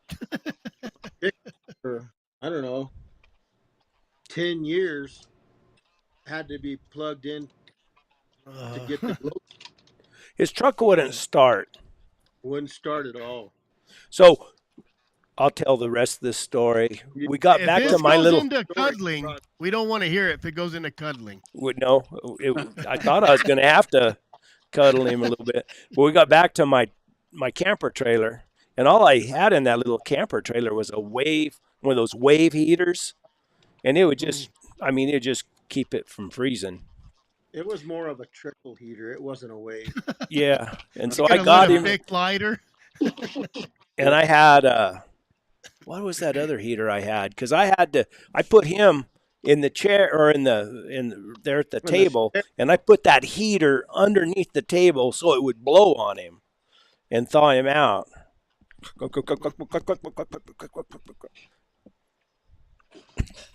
Hey, I liked what he said about 218 miles because when we were working our way out that evening, Mike said, truck's 700 yards that way. And I said, 700 yards, 448 miles that way.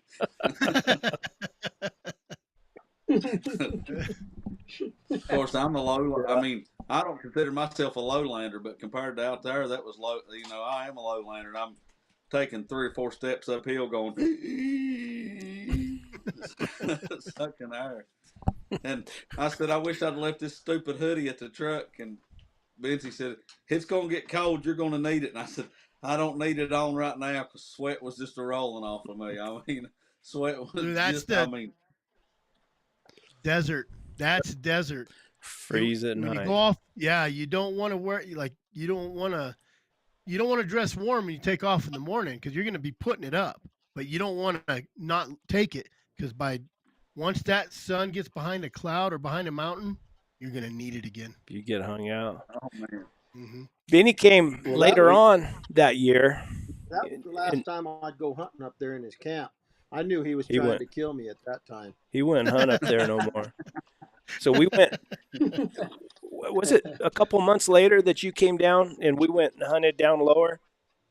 Yeah, where we could use our khaki shorts and our flip flops and hunt like we were golfing.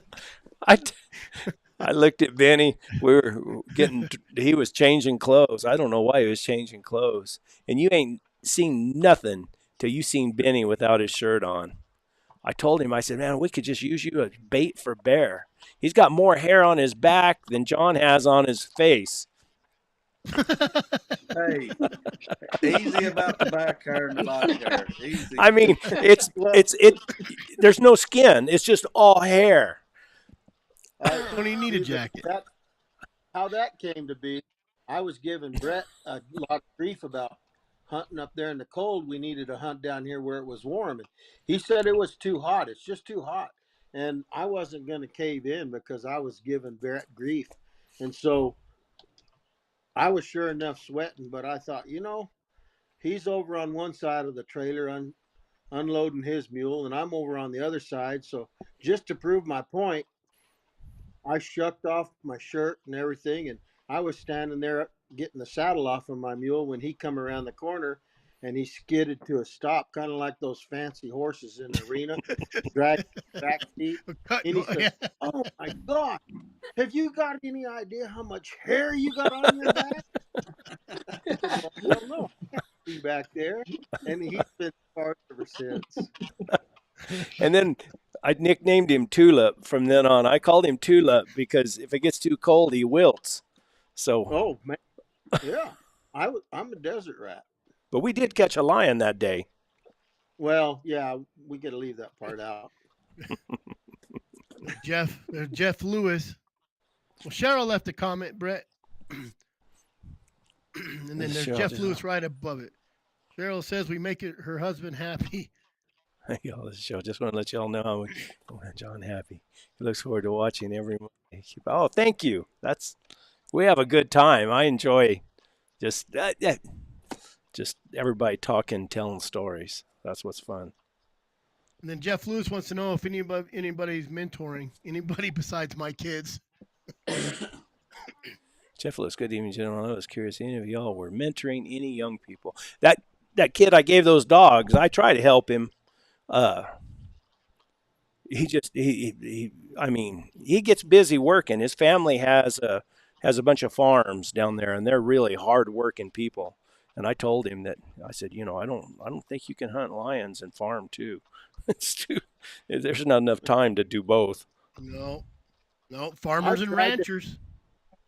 I tried to help a bunch of people, and it always blew up. And there's one young man in his 40s now.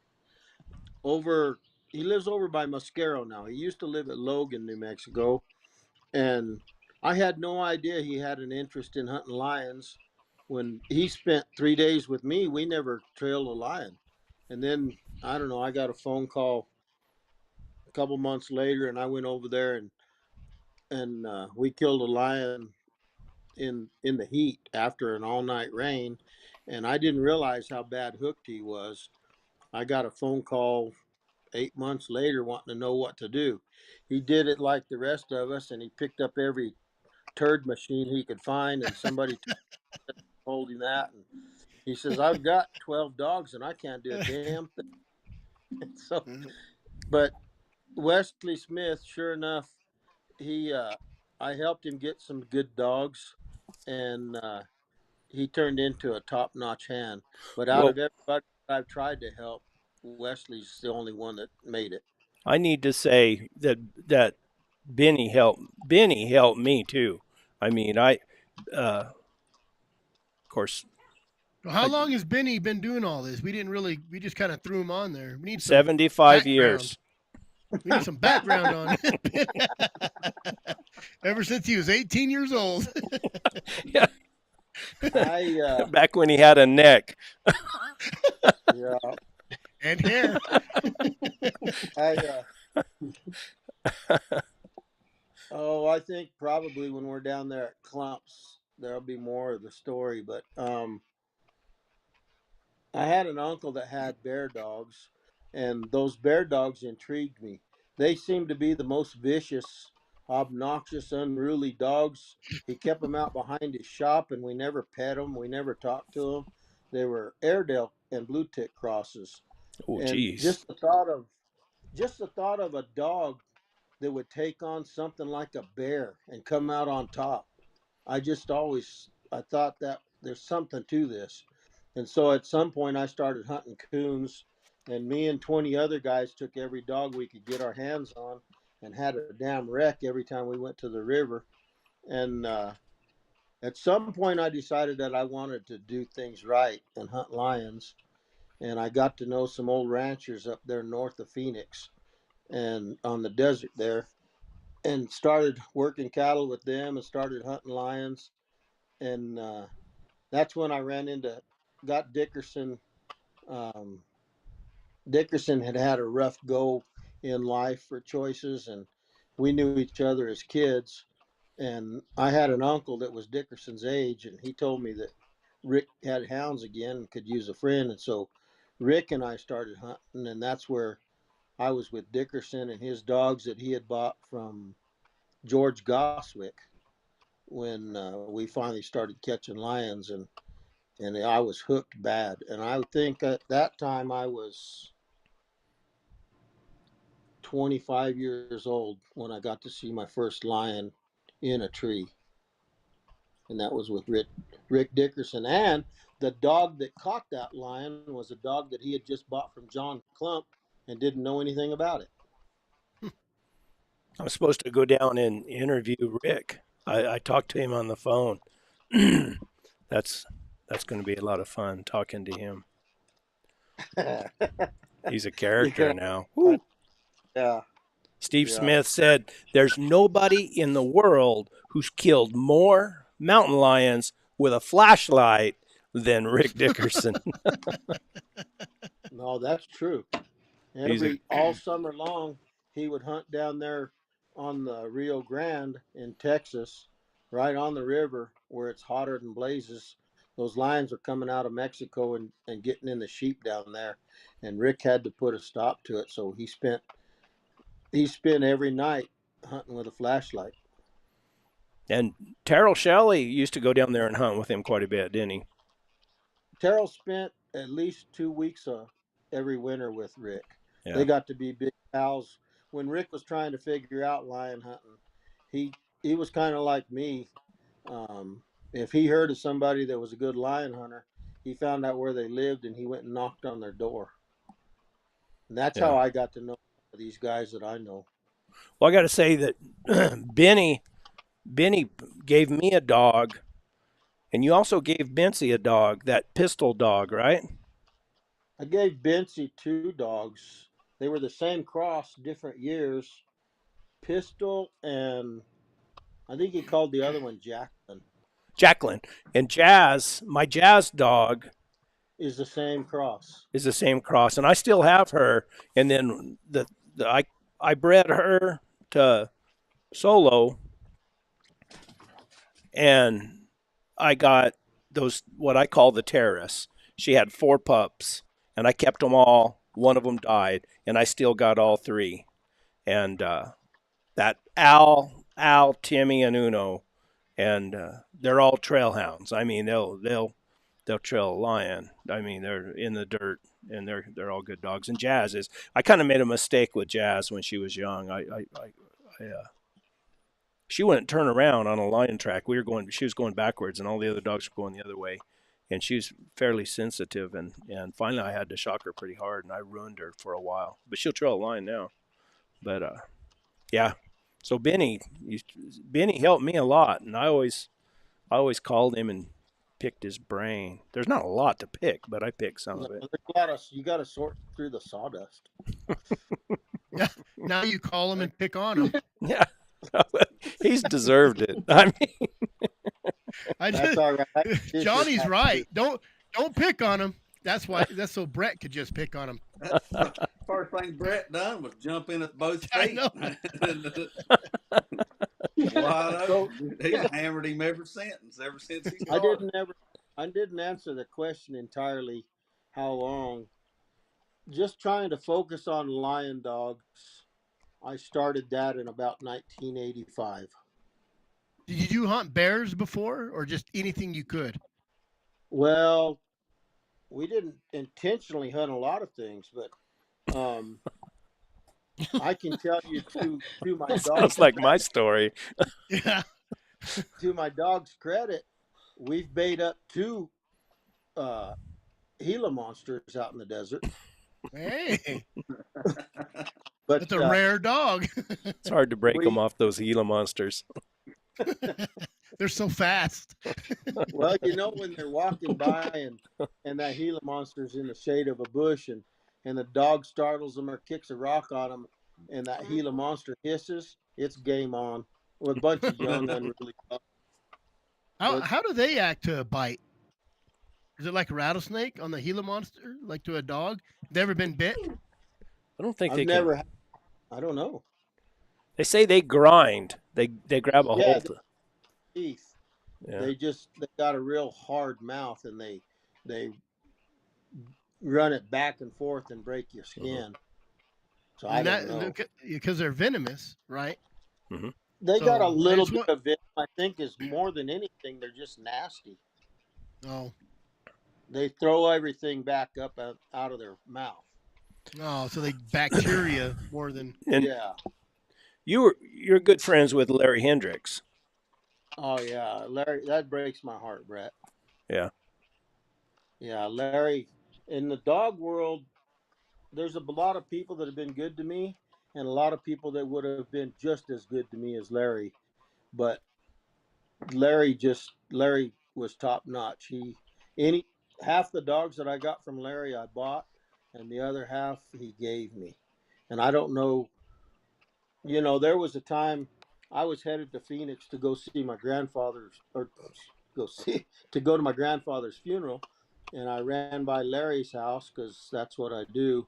And he was getting ready to go to the Wallapai Indian Reservation for the winter, and he had a female that was all swelled up. And I said, "What are you going to do with them pups?" And he said, "I don't need those pups in camp, and I don't know what I'm going to do." I said, "Well, on my way back, how about if I swing by and pick up that bitch, and I'll take her home, and I'll calve her out, and we'll split the pups. I'll come when they're 5 weeks old. I'll bring them to your camp on the res, and we'll split them." And so that's what we did, and that is where the mother of Jazz came from, Brett. Yeah, she goes, I got that pedigree around here somewhere you gave me. She goes back to that Hendricks and all that things stuff. like that. The first time Goswick. Dickerson gave my son a dog. He wouldn't give the dog to me, but he gave the dog to my son. And I finally had good genetics, top-notch genetics. And I thought, I need to quit mealy-mouthing around with this deal. And people that don't think that genetics matter, they don't have any business feeding a dog. But I started asking around, and Karen Holcomb, most people know her as Karen LeCount. Karen told me So you need to talk to Larry. Larry will help you. And she was about the fourth person. So I asked around to find out where Larry lived, and I showed up at his house up on the mountain 7 o'clock one morning, and Larry and I hit it off, and we've been friends ever since. He was 59 or 60 years old, and today he just had a birth. No, he'll have a birthday or first of next month. He's 19 years older than me, and I'm 64. So he's up in the years. Yeah. I can't even That's remember how my long. kids' birthdays. What's that? I can't even remember my kids' birthdays. Yeah, because you got 15 of them. Oh, maybe that's Yeah, why. Tammy said because you got them all over the place. Same time Brett said you got 15 of Hey, they're not all over the place. They're all with me. them. But yeah, Larry and I hit it's always about the dogs. I've hunted all over the country with Larry, and we've just had a good time together. But Larry, you look in Larry's eyes and nobody's home. He got in a bad mule wreck, and I don't remember how many years ago. It was on the Wallapai, and the doctors are crediting that for banging up his memory. Messing it He, up. yeah, and he doesn't know anything about it. Last Thanksgiving. I went over to his house. He's living with his daughter in Prescott Valley, and he said, "So I think that you're supposed to know what happened to me." And that was really a good day for Larry, because usually he doesn't know what he asked you 2 breaths ago. So I said, "Well, yeah." He says, "Well, how do you know? Were you there?" "No." I said, "You told me." "Well, when did I tell you?" I said, "The day it happened. I called you on the phone for something." And he says, "So do you know where it is?" I said, "Yeah, I know where it is." "Well, how do you know that if you're there?" So, we just go through this whole deal. I spent enough time with him hunting over there on the Wallapai that I knew exactly where the canyon was and the whole stuff. And so I don't know, when you get that caliber of friends that are like minded, um, it's easy just to hang around with them. Yeah. And Steve Smith told me one time. He said, if I got anything here that you want to breed to, top or bottom, you just come on over. And that you just can't beat that. And no. so I tried to pay that kind of attitude a little bit forward, because I had good genetics and good dogs, and I'm not the only one that did, and there's a lot of good dogs out there. But if you look at, and Brett and I have gone through this numerous times, looking at dogs and genetics and where they came from and talking to other people, there's a centralized pool out there where most of these dogs tie back into. Yeah, they go back to those, what Goswick and Holcomb and all those guys had that, and they go, to that a lot of them go back to the Slash Ranch and the Brownie and all those dogs. And the Lee brothers and Yeah. Yeah. So, yep. Hey, I see on here that Big George says that Little George worked today. That's a I lie. don't believe that. That's a So they could lie. hunt tomorrow. We don't believe So they that. could hunt. So they could He hunt was tomorrow. hunting today so they could hunt tomorrow. Oh, is that what it was? I was also going to mention on here too. I guess you'd say this name is Kana Matthews. Said they hunted with Calvin in 2018. They singing his praises. Yep. They were singing his praises. Yeah, Canaan. Yeah, he's a good guy from Oklahoma. Cool. He's saying he was a great guy. I would love to spend time hunting with Calvin. Calvin, I spent a winter on the Navajo Nation over there at Mini Farms. I worked in Mini Farms one time. And that's only way back. I'll be right back. What's that, Calvin? It's only 20 minutes away from me. Where are you at? Where are you out of? Look at you, Bay. Okay. Yeah, I know exactly where that is. Yeah. Mm-hmm. That's exactly The where I the live. guy that Right in the guy Basic that I Mountain. worked for, he got uh he got I guess contracts with the federal government building houses, and we've actually built the when the mini farm school started their addition, we built the first buildings on that addition that winter. And this Gene Rouse, he couldn't pronounce any of those names. He talked with this kind of, well, I can't, I don't know whether I don't shit that place over there. I just call it chili burrito. And I said, oh, you mean chili burrito? I said, so that's Chimito, yeah. yeah. But yeah, in fact, I got pneumonia that winter over there, and I've still got an Indian health card from over there. It's one of the old blue ones, probably before you were born, huh? Yeah. More than likely. But no kidding. I've always thought that Navajo Nation, there's a lot of good country there, and you Big not just country. go, yeah, a lot of big country. Hmm. Yeah, it's a blast. I'm not gonna lie. I enjoy it. Like I was telling these guys earlier, the entire 3 months of bear season, I only ran into one other hunter. I think it was. Yeah. Is it just too rough country, Calvin? Or is it just like, why aren't no one hunting up there? Well, the price of a bear tag for majority of the units is $1,000, and it's a lottery draw tag. Yeah. There's not And that for many either, right? non-Navajo, for non-Navajo, there's only 2 bear tags that are available. Yeah. Now, what about the cat tag? It's just over the counter. Yeah, cat tags are just OTC. They go on sale from September all the way to December 31st. After December 31st, they don't sell them no more. Okay. So you gotta buy them now. Yeah. By what date? December 31st? Hmm. Yeah, that's the last time they issue out tags. What do those run for But you gotta non-native? keep $250. And that there's no draw. It's just you go purchase it. Yep. Mm-hmm. Over the You counter? have to have a guide for that. You told us this before. Some people haven't listened. Yeah, no, not for lions. It's just for trophy mule deer and trophy elk hunts that require a guide. Oh, and bighorn sheep. Those are the only 3 animals that And you require a guide. and a All the rest non-native are all can run. DIY. And a non-native can run hounds on there. Yeah. Oh, okay. Calvin, what has changed in the bear hunting? Is it just the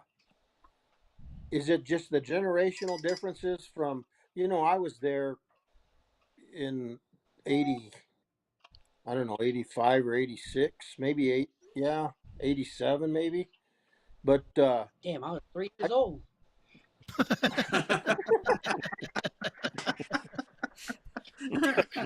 but I was, hey, Brett said don't make fun. No, he did. Only Brett can make fun. But anyway, I do all the teasing around here. He wasn't making fun. He was just I making a had, statement. That's all Calvin was doing. Just making a statement. I had some dew claws from a mountain lion, and I took them to a native guy there at Mini Farms that made jewelry, and I was going to get a bolo tie, and he really shied away, and he said those look like bear claws, the dew claw from a mountain lion. He said that looks too much like a bear claw, and I said, well, it's not, but what's the difference? And he said, we will not touch anything tied to a bear because of the tradition, he said that anybody that has anything to do with a bear, wearing a bear or anything else that makes you mad like a bear, mean. And so through the years, that kind of changes. Is it just a generational deal where people change those kinds of ideals?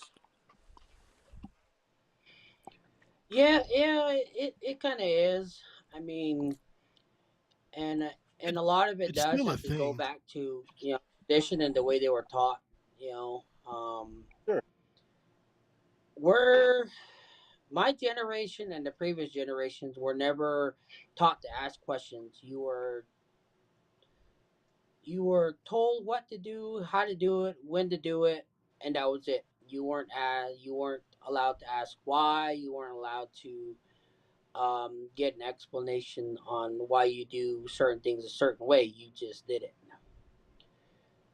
So a lot of that information, as far as if you have bear stuff, it makes you mad, stuff like that. A lot of that tradition, some of that slowly died off with the older folks as years years progressed, and now it's a little bit different. Like you were talking about, it's just a generation thing. Now there's not a lot of bear hunters. I mean, they give out 50 tags, I believe it was, if I'm not mistaken, for For the Navajo bear tags, yeah. and then they give out 2 tags for non-Navajo. So when they do the drawing, not all the Navajo tags get bought. There's about anywhere between 5 to 10 tags that get pushed over to over-the-counter tags. So when that happens, those tags become open to everybody, even non-Navajo. But I mean, like even nowadays, I get lectured at the gas pump when people ask me, "What are you hunting for?" And I tell them, I'm hunting for bears, or I'm hunting for mountain lions. I get lectured left and right, and hey, you can't do that. You're not supposed to do that. This is why. This is the, so on and so forth. And So there's still some of that a out lot, there. yeah, there is still some of it out there, and it's usually from the older generations that will lecture you.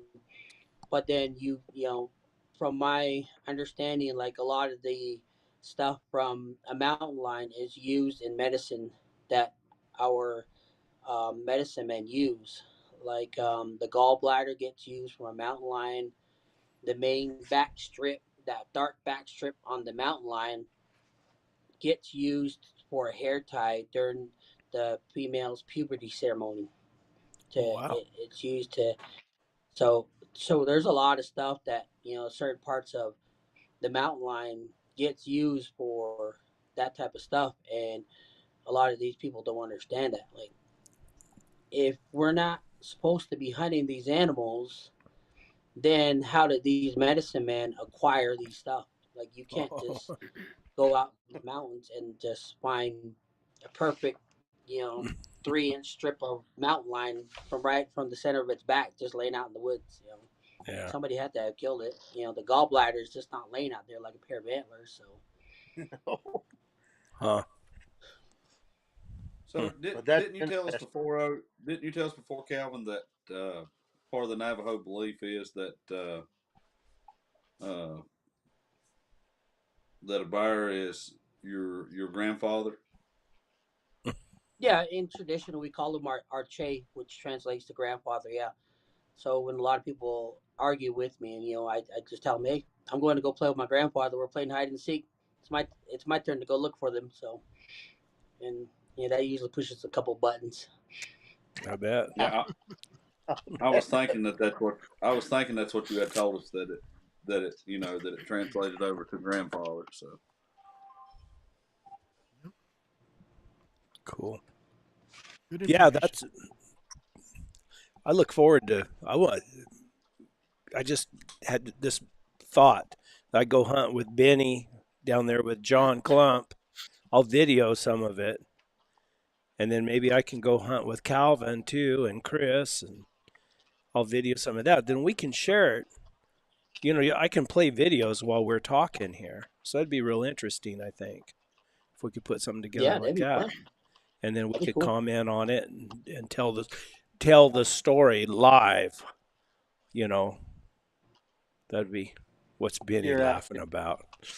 You're asking for trouble, Brett Vaughn. Well, I can edit. We might, I mean, no, I'm not gonna. yeah, I'm not. we might as well just all get together and just do something and see where I'm it not. goes. I won't put it. I won't put everything, Benny. I know how you are. Yeah, and my circle can be a little bit unruly. I'm planning on it. Yeah, that's what the beep button's for. Beep. Yeah. No, Yep. that's the calm side. Well, we can If blur we stuff out. There's a call. if we can get down there for 2 or 3 hours with Warner Glenn and his daughter Kelly, that'll bring everything full circle because they're low key and just generally nice folks. Oh yeah. That's the polar opposite of how I can act. No, I talked to her over there in Phoenix one time back in 2017 when they were trying to take our lion hunting away. We actually had lunch and I sat right next to her and she's a really nice gal. She's a class act. Mm-hmm. Yeah, you watch When, her history; it's just cool stuff. You know Oh yeah. So what she did. one year Diane and I were going, my wife and I were going to Phoenix for Thanksgiving, and she said, I don't really want to go to Phoenix for the whole week. I said, yeah, I don't either. She said, so what are we going to do? I said, well, I don't know. And she said, well, isn't there some people in southern Arizona you want to see? And so I said, yeah. We looked up some Don and Rosemary Pock, the first people that invited me to go work cattle with them. And they were down there by Douglas. And I got in touch with Kelly, and her and her dad opened up they rolled out a red carpet. They made us feel like we were really somebody special. And Kelly is so in tune to, my wife's not into all this hound dog stuff. She always got the short end of the stick. She'd clean up their dog crap more often than I would. So, that wasn't going to make her any happier. But Kelly knew that this trip was more for me. And so she let me and Warner to ourselves, and she took my wife off for the whole afternoon and just entertained Diane so that she didn't feel left out. That's the classy kind of gal Kelly is. Real good. Yeah. I'd love to meet them. I've never met them, but I'd sure enjoy doing it.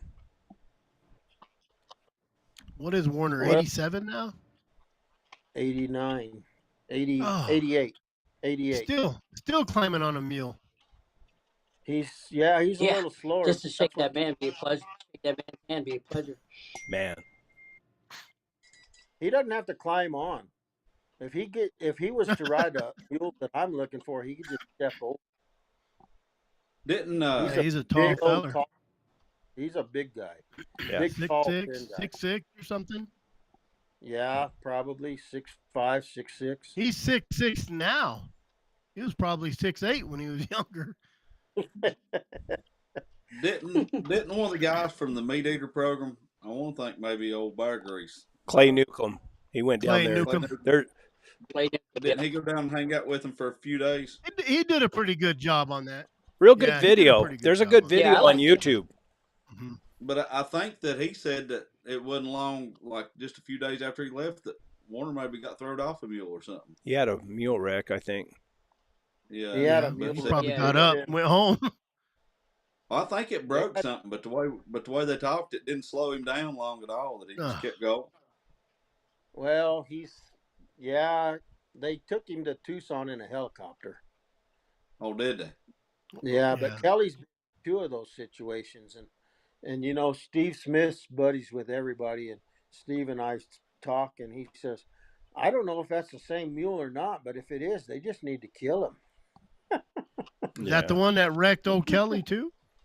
Well, that's what's in question. If we I get heard- down there, Brett, find me, I'll ask them. I heard Kelly was trying to get on and stepped up on it, and we've all done this before. Stepped on a Mhm. rock, trying to cheat a little bit so the stirrup's not so high, and the rock rolled, and she hung a foot in the stirrup. Drug her. Oh, Yeah. I couldn't imagine watching my daughter. Yeah. Every time I hear that story or think about that, I I don't want think to let about it. any of my kids on it. I think about Oh it every no. time I use a rock as a Oh, cheater to get on. I think they had a little snow or frost on the ground, and that's kind of what happened. But They had that's snow why I on it. have my tapaderos. My feet don't fit all the way in them. I wear a taps all the time. Mm-hmm. But Kelly's last wreck was on the same mule as the first time, and Jeez. both times it was 2 years apart. 1 year or 2 years. What was it, Brett? Anyway, both times they had to bring a chopper out there where she laid in the rocks. Way out Jeez. there too. Yeah. I imagine his age prompted that air vac. Yeah, I He's, bet. an elder, and whether it was not a good wreck or a decent, you know what I mean. So he's a I tough follow old his feller. granddaughter. I follow his granddaughter on Facebook, and that's how I Yep. knew about.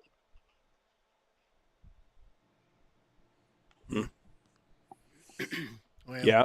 Well, I went down in there on W Supply.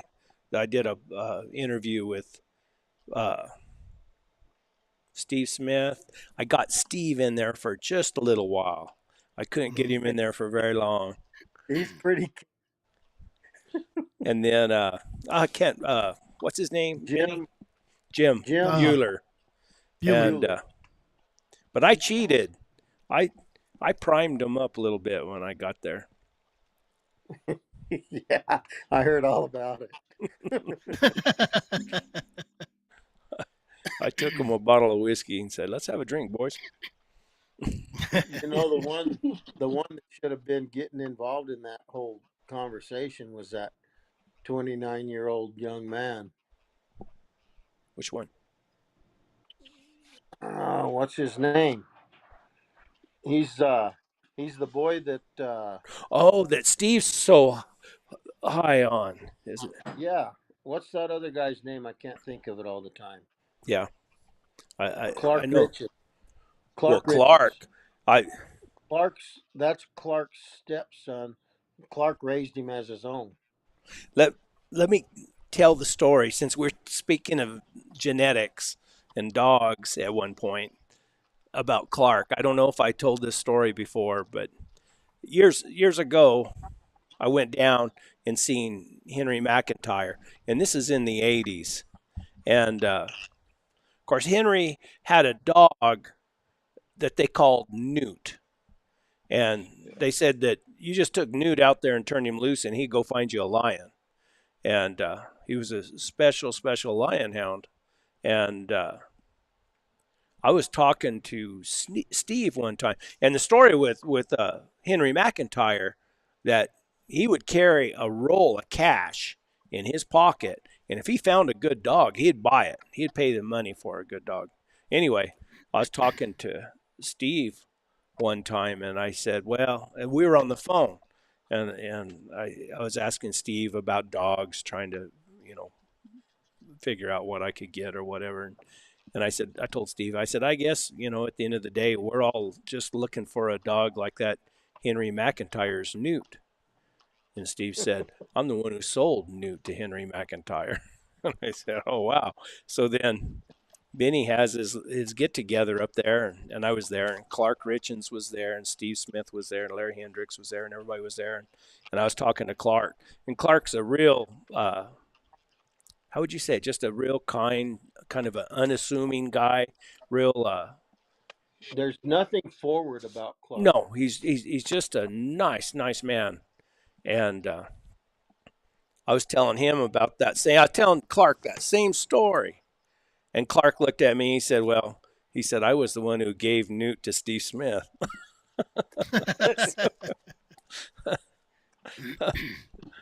But, yeah, Clark's had some good dogs. And was a heck of a... I couldn't believe how many lions he had told me he had caught. And at a young age. He's it was at that same table, it was just the three of us there, Brett, you and me and Clark. We were talking about all these lineages and dogs and how everybody tied together. And we talked about that what the hell was what was the name of that dog that Steve sold to that Texan for too much money? I know what you're talking about. Uh, Perry Holmesley was the guy's name.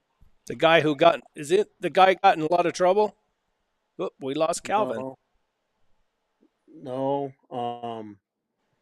This guy had a deal with some ranchers down there in Texas, and he wanted to go buy a dog, so Oh, he went to Steve's, and Steve showed him every dog he had, but that one over there on the chain, and he said, "Well, how much?" And Steve knew that this guy had $10,000 in his pocket, yep. and, he says, "Well, what about that dog?" He says, "That dog's not for sale."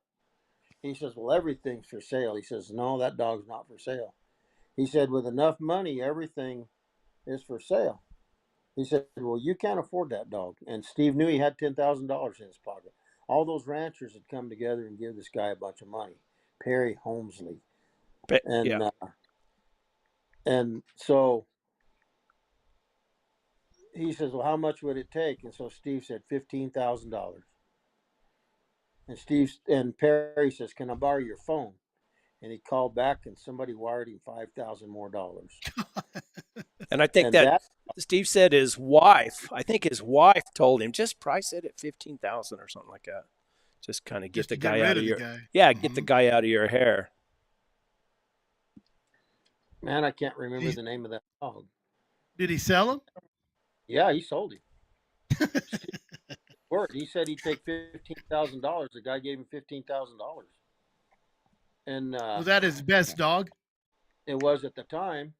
Mm-hmm. But that was Steve Smith was him and Larry Hendricks went back to when they were kids, teenagers on the river down there in Phoenix. And Steve was over at Larry's house one day, and Larry always had a wreck. Always had a wreck. He had a litter or two every summer that was a wreck, a total disaster. And Steve says, Hendricks, those dogs over there, you don't have a breeding program. You breed by accident. And they were just giving each other all kinds of fits. And so he says, just look at that dog right there.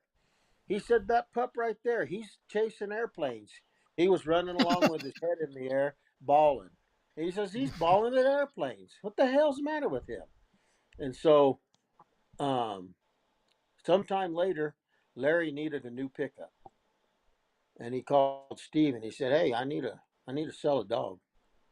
He says, I need a new pickup and I need you to come buy a dog."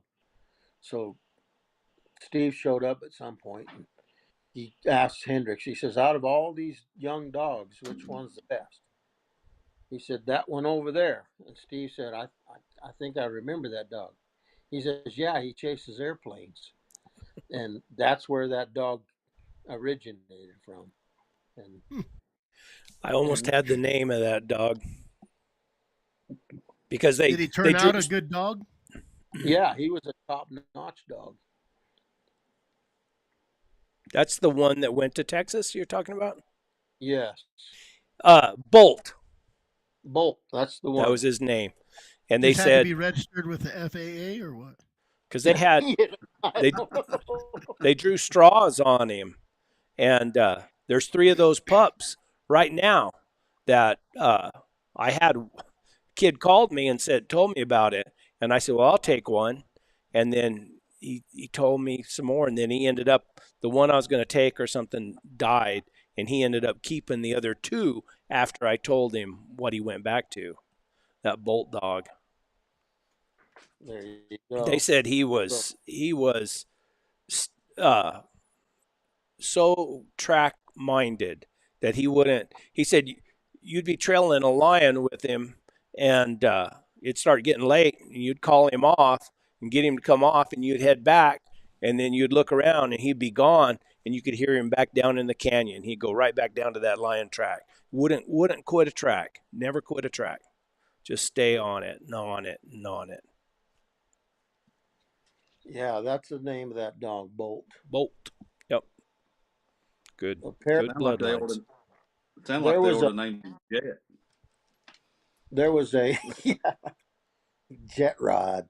There was a Bill Workman hosted a get together, and since Hendricks wouldn't go to anything, Bill Workman had the big steak fry get together at Larry's house. And Perry Helmsley found out about this deal, and he had a litter of pups out of Bolt, and he brought all those pups up there to that get together, and everybody wanted those pups. And Perry says there's no, he says nobody's getting any of these pups. I just brought these pups up here for Steve to have his choice. And so Steve chose two pups, and they said, "Well, if you brought all them dogs, what are you going to do with them?" He said, "Whatever Steve doesn't want and I don't keep, I'm going to knock in the head." And that's the caliber of guy, Perry Helmsley. He knocked every one of them pups in the head. And Steve got two of them pups. And I think Clark Richens ended up with at least one of those, Brett. Old school. That dog's hair and your hair is the same color. She's missed her daddy. She has missed her daddy. Can't y'all tell? Look at she's all. Your hair surprised old color's Johnny- about the same color as mine, Brett. I know.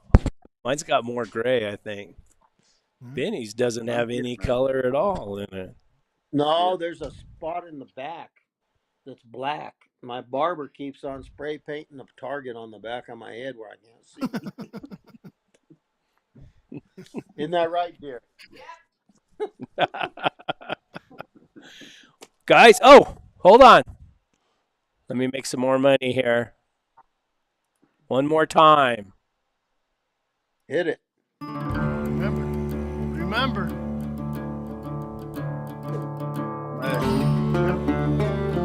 Everybody needs something.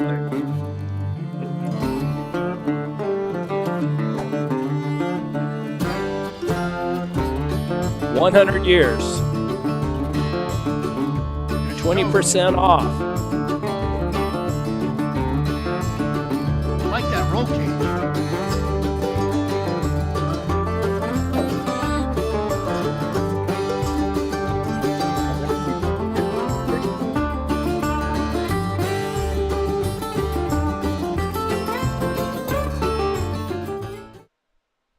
What? I just got to do that. Get us an update on your dog box there, Brett.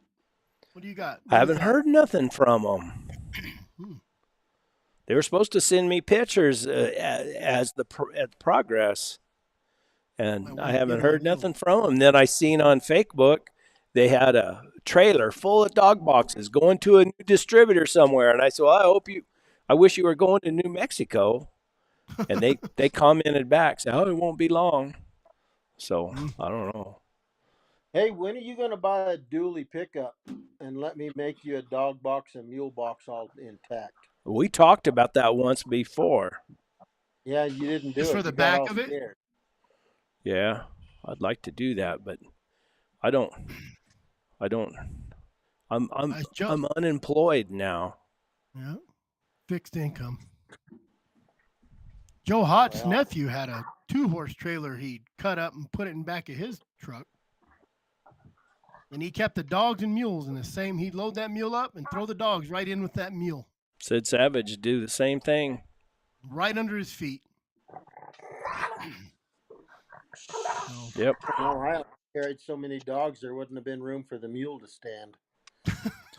You know, I don't have a bad setup right now with my little 5-wide trailer with the big tack room I built in the front with the solar system, and I can keep all my collars charged in there, and then I have the dog box in the back of my truck with my rooftop tent on top. It's not bad. You know how it is. You get into some places sometimes it's hard to get turned around, but yeah. Well, I You just just keep going. You just keep going then. Yeah. I just built a stellar rig, but I'm not going to build one for me at this stage of the game. So I just as soon build it for you, Brett. I wish you would. I'll just build one for you, Benny, and then he can come borrow it and never bring it back. Now how it's supposed to work? Yeah. That's how it works with my family. There you go. Well, Brett, we better Guys, go. Let yep. Johnny go night-night. Johnny's getting tired. He's had a long week, and he just got home. Yeah, I've not been home long at all. So. Well, you get time, come back. I'll take you. I'll take you. Come back I won't take you lion hunting. I'll take you riding mules. We'll take some dogs with us. We might catch a javelina or something. Hey, I'll be all right with javelina. I ain't never had one of them either. Hey, we get 2 a year here, over the counter now in Arizona. A couple units. Yeah, Where do you live? Shocked. What's I that? live in Virginia. Yeah. Make it a good trip. No, that's all right. So, Johnny, you live in Virginia. Where do you live, Chris? Arizona, up north country, like Sholo. Hey, I was just there. Were you? Should have stopped by. I would have took you bear hunting and chased whatever they were chasing, elk or deer. I was at Willow Springs Lake. Oh, yep. Benny gets around now. Yeah. Do you still have that fancy Mustang or something? No, well, she's listening. My beautiful wife sold that Mustang. Oh. Man, that was fun. Dadgum, that car was fun. I remember. I thought, is that like you went through your second childhood or something? You bought that? That was hers. She bought it. Oh, she bought it. He just borrowed it. She let you drive it. I just drove the Did she let you drive it, or you just knew where the keys were? Some of both.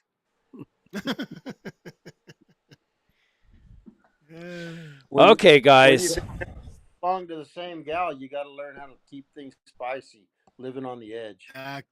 Exactly. Here we go. Listen to this.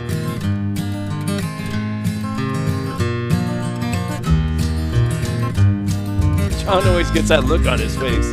Come ride with me.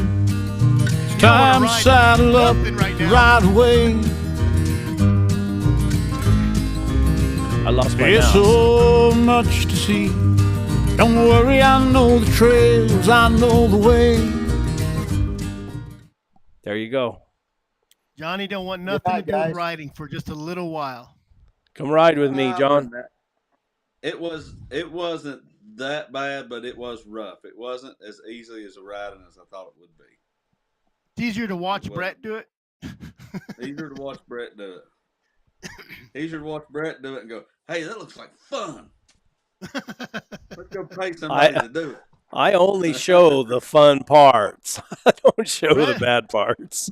Brett's never on a mule. He's just on a saddle stand, and it just looks like he's riding. Green screen. Yeah. Y'all remember the video Chris done? I about died. Yeah, I felt like that a couple times out there. Oh, yeah, it happens. Thanks for coming on, Benny. What's that? Thanks for coming on. It was interesting. Hey, thanks for including me. Well, I didn't. All this time, I never thought you were techie enough to do this. I thought a lot of people aren't. Yeah. No, you're kind of amazing. If worst comes to worst, I'll just say, Siri, hook me up. Next time we're on, we'll send you a link. You can join us. All right. You can become a regular. You're pretty entertaining, really. Oh, yeah, because I think George Lambert is too famous for us. Oh, now. George, he's doing podcasts, and next thing you know, he's going to be on television, and or something's really wrong if he's really working. Something's up. Oh, I know. Not right. That's not right. You don't think Meat Eater will buy him out next, do you? That's what's going to happen. Maybe Meat Eater's going to. He'll get on the bear grease. He fit in the bear grease. Yep. Him and Clay Nickel. Game wardens show up, and then I got to be quiet again. Ugh, I got one in my still family wanted. Now. I told them guys out there, Benny, here the code is, everybody talks about Mr. Green Jeans. Here the code is Red Dog in the Road. Oh, when the game warden's coming? Yeah, there's a red dog in the road. Hey, guys, I never asked for this. Give us some thumbs up. Let's see if we can get some thumbs up. I don't know if it does anything. There's all the likes. That's about all we're I gonna don't know. get. That's, oh well, I We thought got the 4. thumbs up would just come flying. Yep. Get on that video and throw it up there. Cool, guys. Thank you. Good night. We'll next Monday night. Mondays are my office days, so there you go. Yes, sir. Hey, Chris? Louisiana hunting. That's the plan. Okay. I can't comment. I can't comment on these. I don't know why. I don't have a. I think Brett No? took my comments off, so I don't talk crap. There's a bunch of thumbs. Look at that. We're getting thumbs up. All right. There we go. Oh, I don't We're even have to. Missy lost my- Fix. I lost- Missy's always on. Yeah, she's. I think Benny got off or he fell asleep. Who knows? He probably fell out of his chair. I lost my mouse I'm gonna go- pointer. I'm gonna go fall back in my chair. All right. You can't turn off now. I can't find my mouse. You know how you lose your mouse pointer? Yeah. Oh, there it is. Oh, Oh, there you go.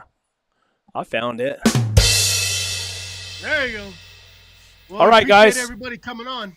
Thanks for coming by. We'll do it again. Anybody knows any guests that want to come on? Send 'em. Let us know. We'll send them a link. And Louisiana Hunter, we need to get him on here one of these days. He's one of our Yes. most faithful commenters. Yeah, he sent me email. I was gonna get him on mine too on Wednesday. Yeah, I think that's why he asked me that. this is I think he's supposed to be on mine Wednesday. there you That's go. how good my Good. memory is. Go on to He's got a pretty good raccoon channel too. So does he? Mm-hmm. I Yeah. think I've watched it before. Cool. Well, Yep. I'll listen Well, he to may I'll be on listen mine to Wednesday. y'all's on Wednesday. Go to Antidote of a Glad we might. Houndsman on Wednesdays. He's been doing a live deal over there, and it's good. Try to get hunters on, just regular old hunters. Keep promoting our sport. Mhm. I heard I right, listened to the Houndsman XP podcast today. They had the guy from Sportsman's Alliance. It was real interesting about how they're attacking the Colorado Oh boy, lion deal. they're gonna ballot initiative. Yep. That's how they destroy us. So well, they're after the New Mexico lines now because New Mexico is increasing the quota numbers for next year. So they're Yep. after New Mexico for next year. There's a reason they're doing it. yeah, there is. Let me tell you It ain't what. because there's less. Well, I'm tell you right now, we never run across a shortage of track. If we'd have had good weather, we would have got a cat. I would have brought a cat home. We never run anywhere you went. Anywhere you went, there was a track. That's what blowed my mind. Because I'm not out there with you guys, but I know there's more cats out there than what the antis try to say. But I don't expect every piece of decent woodland holding game that you're gonna come across a cat track. But it's what it seemed like. There's a cat track everywhere. Yeah. This country out here was probably, you could ride around for 5 or 6 days before you cut a cat track. Now, I've been out 5 times and I've trailed 4 times. And that's in this marginal country. I mean, Just in my unit alone. Mm-hmm. Which- the increase of lions. I mean, is crazy. I think a lot of it has to do with they're not trapping as much. And then I don't think they're trapping lions in the bighorn sheep range anymore. And since they stopped that, there's a lot more lions walking around. Oh man, and the bighorn sheep will take a dip quick. Oh, yeah. if they don't watch it. Real Yeah, quick. it's like ice cream to a lion. I mean, it's like, I got those Sonoran antelope out down south. oh They yeah. had 22 and had like 7 or 8 killed in the first year. So I need sponsors, and then I'll go around and I'll go hunt with George over in Virginia, and John can come by, and then Oh yeah, I'll come up and hunt. Because Then I'm I'll go supposed to go hunt up with Jordan in December anyway. So and then I'll go hunt with Chris. I'm gonna go hunt with Johnny Clump. I'll go hunt with Calvin. I'll video it all, but I need Garmin. Garmin, if you're out there, I need a sponsor. yeah, Garmin, Carhartt. I need Carhartt. I wear Carhartt. I'm trying to get Dr. Pepper. I spent enough money on it. God. You'd be happy if they just sent you a free case a week, wouldn't you, Chris? Hey, you see my next? Well, the video I just downloaded, or it has it on there. We're talking about sponsorship from Dr. Pepper. We tried a little skit on it. Maybe they'll pick it up. We're too controversial for somebody like Dr. Pepper to sponsor. Yeah, probably so. Too niched. Niched. I sent out some media. I got these media kits. And I sent out some media kits trying to get some sponsorship so I could expand, do more. Mm-hmm. I want to. More videos. I got more video. I mean, I got on my Born 100 Years Too Late channel. There's videos coming, and I'm going to be going places anyway. I want to do some pack trips and go into some remote country, and I look forward to some long rides. Butterfield Trail, the Camino, Jornada del Muerto, the Camino Real. I want to ride right out of the yard. Now you guys are getting me excited. Got to go. Guys, right, thank you. John, everybody have a good thanks night. for coming on and telling your story. He gone. I don't know how to turn this. Thank you for having me. I had to mute it because of the koala back here. All right. Hasta luego. All right, guys. Later. See you guys.